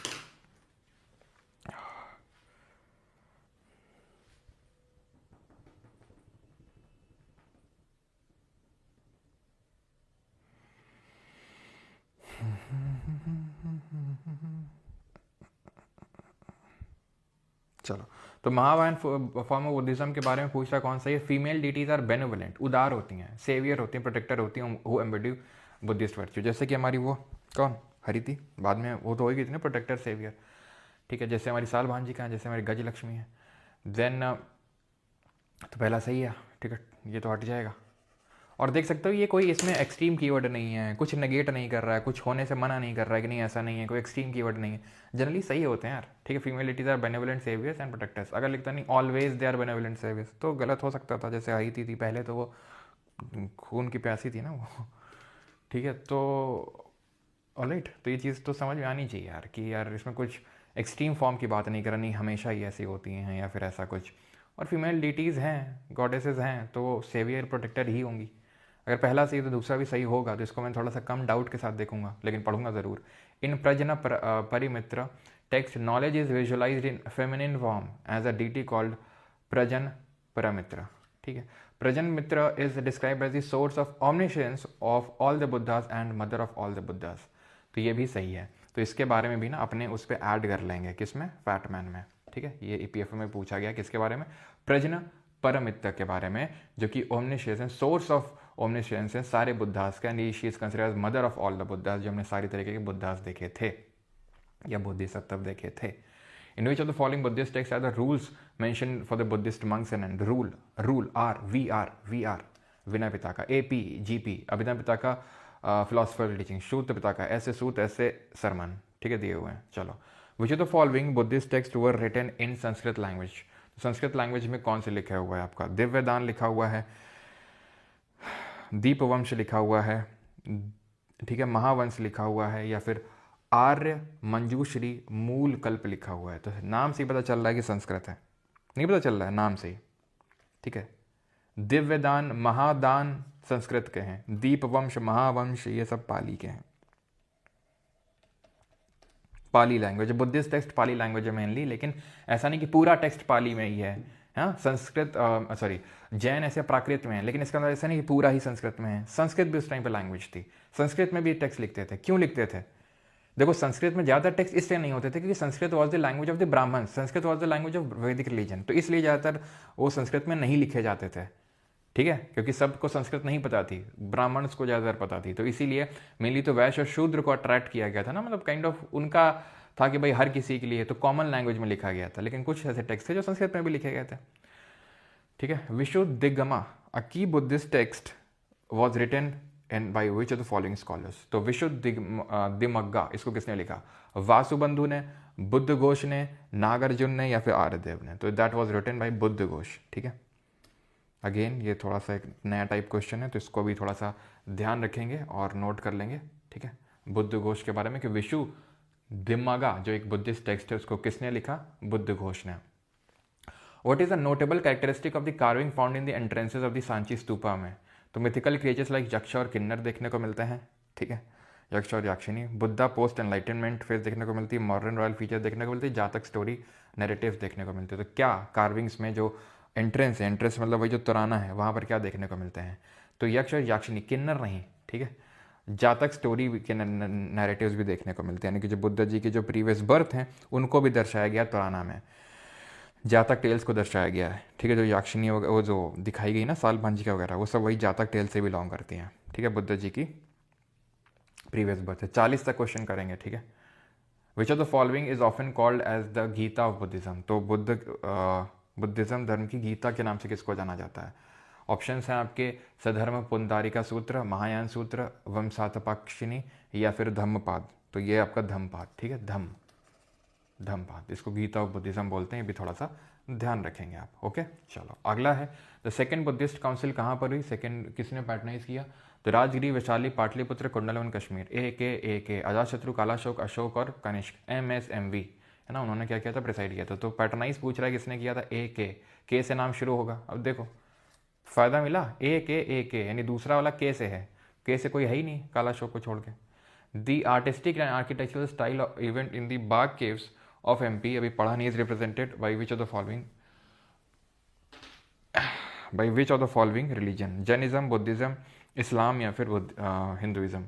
तो सही आंसर क्या होगा, बाग केव्स जो है MP में, आपको भाई इस्लाम तो नहीं होगा, हिंदुइज्म भी नहीं होगा, ये बुद्धिज्म से एसोसिएट है, okay. Which of the following is a Buddhist text containing stories related to the previous birth of the Buddha, previous birth of Buddha कौन सी है, ये पंचतंत्र लिखी है विष्णु शर्मा ने, किसने, विष्णु शर्मा। मनुस्मृति या अर्थशास्त्र आगे देखेंगे। The maximum number of Buddhist stupas had been built by which of the following rulers, सबसे ज़्यादा किसने बिल्ड करवाया, तो बार बार अगर आप देखो सांची का किसका नाम आया, अशोक का, भरूच में अशोक का, केसरिया में अशोक का, तो अशोक का, ठीक है, बिकॉज अशोक, मौर्य ने तो जैन धर्म को अपनाया था ना, तो मौर्य तो हो ही नहीं सकता है, ठीक है। Relics of Buddha are found inside, relics कहाँ मिलते हैं, तो स्तूपा मिलते हैं, ठीक है। तो ये सब आपको करना है। अजंता एलोरा छोड़ देना, बिकॉज अजंता एलोरा अभी किया नहीं हम लोगों ने, अभी हम लोग करेंगे उसको अजंता एलोरा को, ठीक है। आगे दीपवंश, महावंश बुद्धिस्ट टेक्स्ट हैं, किस में देखने को मिलेंगे, अभी बताया आपको, पाली में, ठीक है। क्वेश्चन 29 चेक करना, okay. Out of the 3 Pitakas, Abhidhamma Pitaka deals with no, ठीक है, अभिधम पिताका, सारनाथ पिलर नहीं, फिलोसफिकल मैटर ही होगा, ठीक है, टीचिंग नहीं होगा। टीचिंग में आपका सरमन टीचिंग दिया हुआ सूत्र में, फिलोसफिकल मैटर दिया हुआ है अभिधम में, ए पी याद करो, अभिधम प्रीच, ठीक है, फिलोसफिकल मैटर। या फिर सूत्र पिताका का इंटरप्रिटेशन पूछ लिया, फिलोसफिकल मैटर पूछ लिया, अभिधम कर याद करना है, APVR याद रखो, ठीक है, कोई दिक्कत नहीं उसमें। ओके, चलो ये वाला कर दो,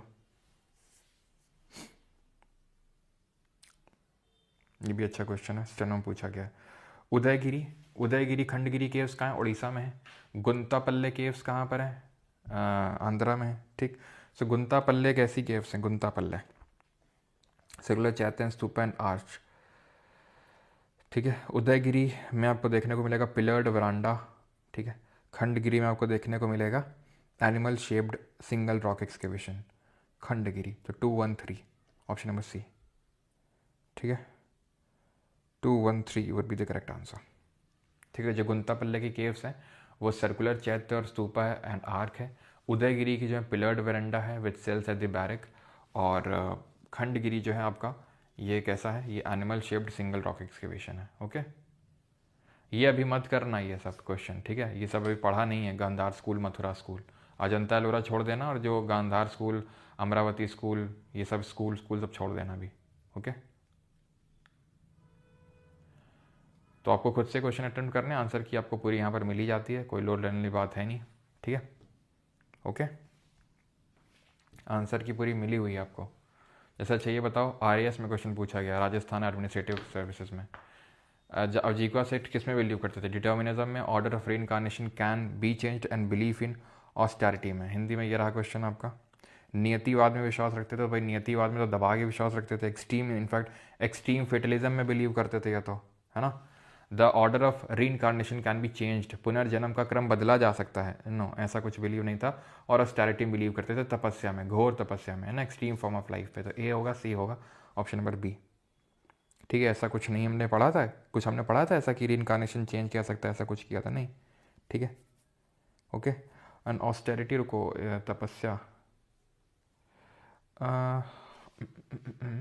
तपस्या आई थिंक नहीं होगा यहाँ पे, ठीक है, क्योंकि यहाँ पर ये इसका मतलब एक्सट्रीम फॉर्म ऑफ लाइफ नहीं है ऑस्टेरिटी का। मेरे हिसाब से ओनली ये होना चाहिए, पर आंसर की में देख लेते हैं। 80 का सी है, ठीक है, ओनली ए इज़ करेक्ट, ए ही सही है, बिलीफ इन डिटर्मिनिज्म, ओके। दूसरा तो खैर होगा ही नहीं। बाकी तो सब आसान से क्वेश्चन है। ये क्या है आपका question? The Tattvartha Adhigama Sutra regarded as the first book on Jain philosophy was authored by. इसको किसने ऑथर्ड किया था?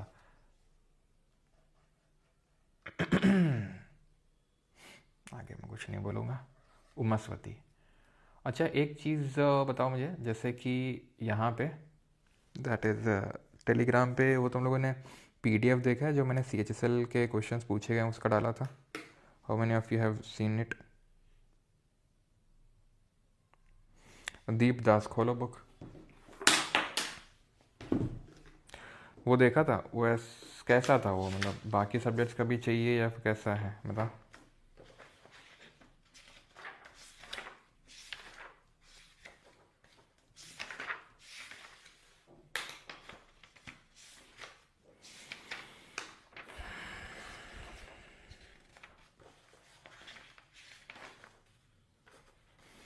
तो यहाँ पे मैं जो बोल रहा हूँ वो ऐड करो ना। जैसे एक तो गजलक्ष्मी के बारे में ऐड करो, हरिति के बारे में ऐड करो, थेरीज के बारे में ऐड करो, असरव ऐड करो, ठीक है।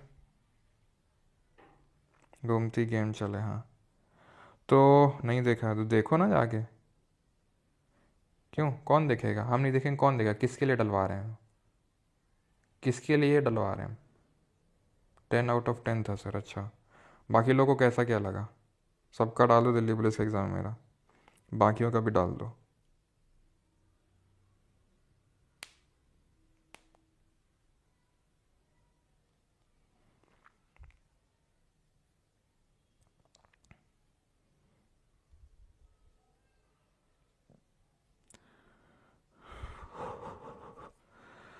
सबका डाल दो, ओके। नेक्स्ट ईयर पूछ कुछ, ठीक है, ओके। तो सारे सब्जेक्ट का चाहिए आपको, कैसा क्या है बताओ? तो फिर दिलवाएं सारे सब्जेक्ट का, क्योंकि टाइम लगता है उसमें, अगर आपने देखा बहुत ज़बरदस्त हो गया।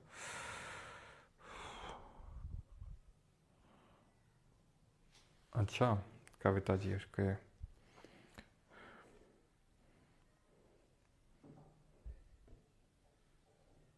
अच्छा, घर के पास में ही है स्तूपा, अच्छा।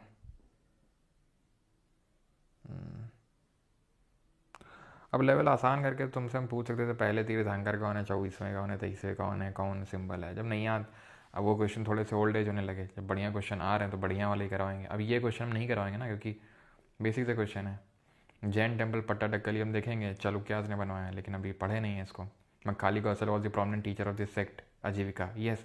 आजीविका believed in fatalism, yes. Both हो जाएंगे। तो ऐसा नहीं क्वेश्चन आसान नहीं, आसान भी है, लेकिन मैं कोशिश करता हूँ कठिन वाले कराऊँ, और क्योंकि आपने यूपीएससी वाले के सारे किए तो आपको कठिन लगने लगे। आप ये करोगे सारे तो आपको खुद ही पता चल जाएगा कि उतना स्टैंडर्ड नहीं है क्वेश्चंस का। ठीक है, कुछ तो होंगे इक्का दुक्का टफ, और उन्हीं को नोट करना है, उन्हीं को किताब में नोट करना है। ओके। और यूपीएससी वाले तो भैया थोड़े से होते ही हैं, लेकिन अगर आपने देखे हो यूपीएससी के, अगर हमने 20 क्वेश्चन किए तो 20 में 3-4 ही थे ऐसे जो हमने, मतलब 3-4 मैक्सिमम 5 में कंसिडर कर लेता हूँ, जो हमने नहीं पढ़े। ठीक है, वैसे 5 से ज़्यादा तो होंगे ही नहीं, लेकिन बाकी सब हमने पढ़े। ठीक है, और वो भी वो जो 3-4 थे वो सिविल सर्विसेज के थे, वो नो क्वेश्चन ऑफ सीरियस का। राहुल सिंह जी कहाँ शेयर किए थे, फिर से शेयर कर देना व्हाट्सएप पे मेरे। कुछ भी ऐसा होता है, कुछ भी वर्थ शेयरिंग होता है तो आप मुझे मेरे व्हाट्सएप पे जो मैंने नंबर दिया था उस पर 8840 वाले पे शेयर कर सकते हो। इंपॉर्टेंट अगर ऐसा लगता है, कुछ कुछ इंपॉर्टेंट आपको ऐसा लगता है तो ज़रूर शेयर किया करो। ओके। जो नोट जल्दी क्यों नहीं अपलोड हो रहा है, बिकॉज जो नोट्स बनाते हैं कुछ तो थोड़ा उनके फैमिली में इशूज़ हैं, इसलिए। आजीविका कहाँ है सर, कहाँ है मतलब? आजीविका तो अब वैनिश कर गया एक तरीके से। Asrava, Asrava is inflow of karmic practices. ठीक है, जब आप अच्छा कर्म करेंगे तो उसकी वजह से जो अच्छी चीज़ें हैं वो आपके अंदर इनफ्लो होंगी, दैट इज़ असरव।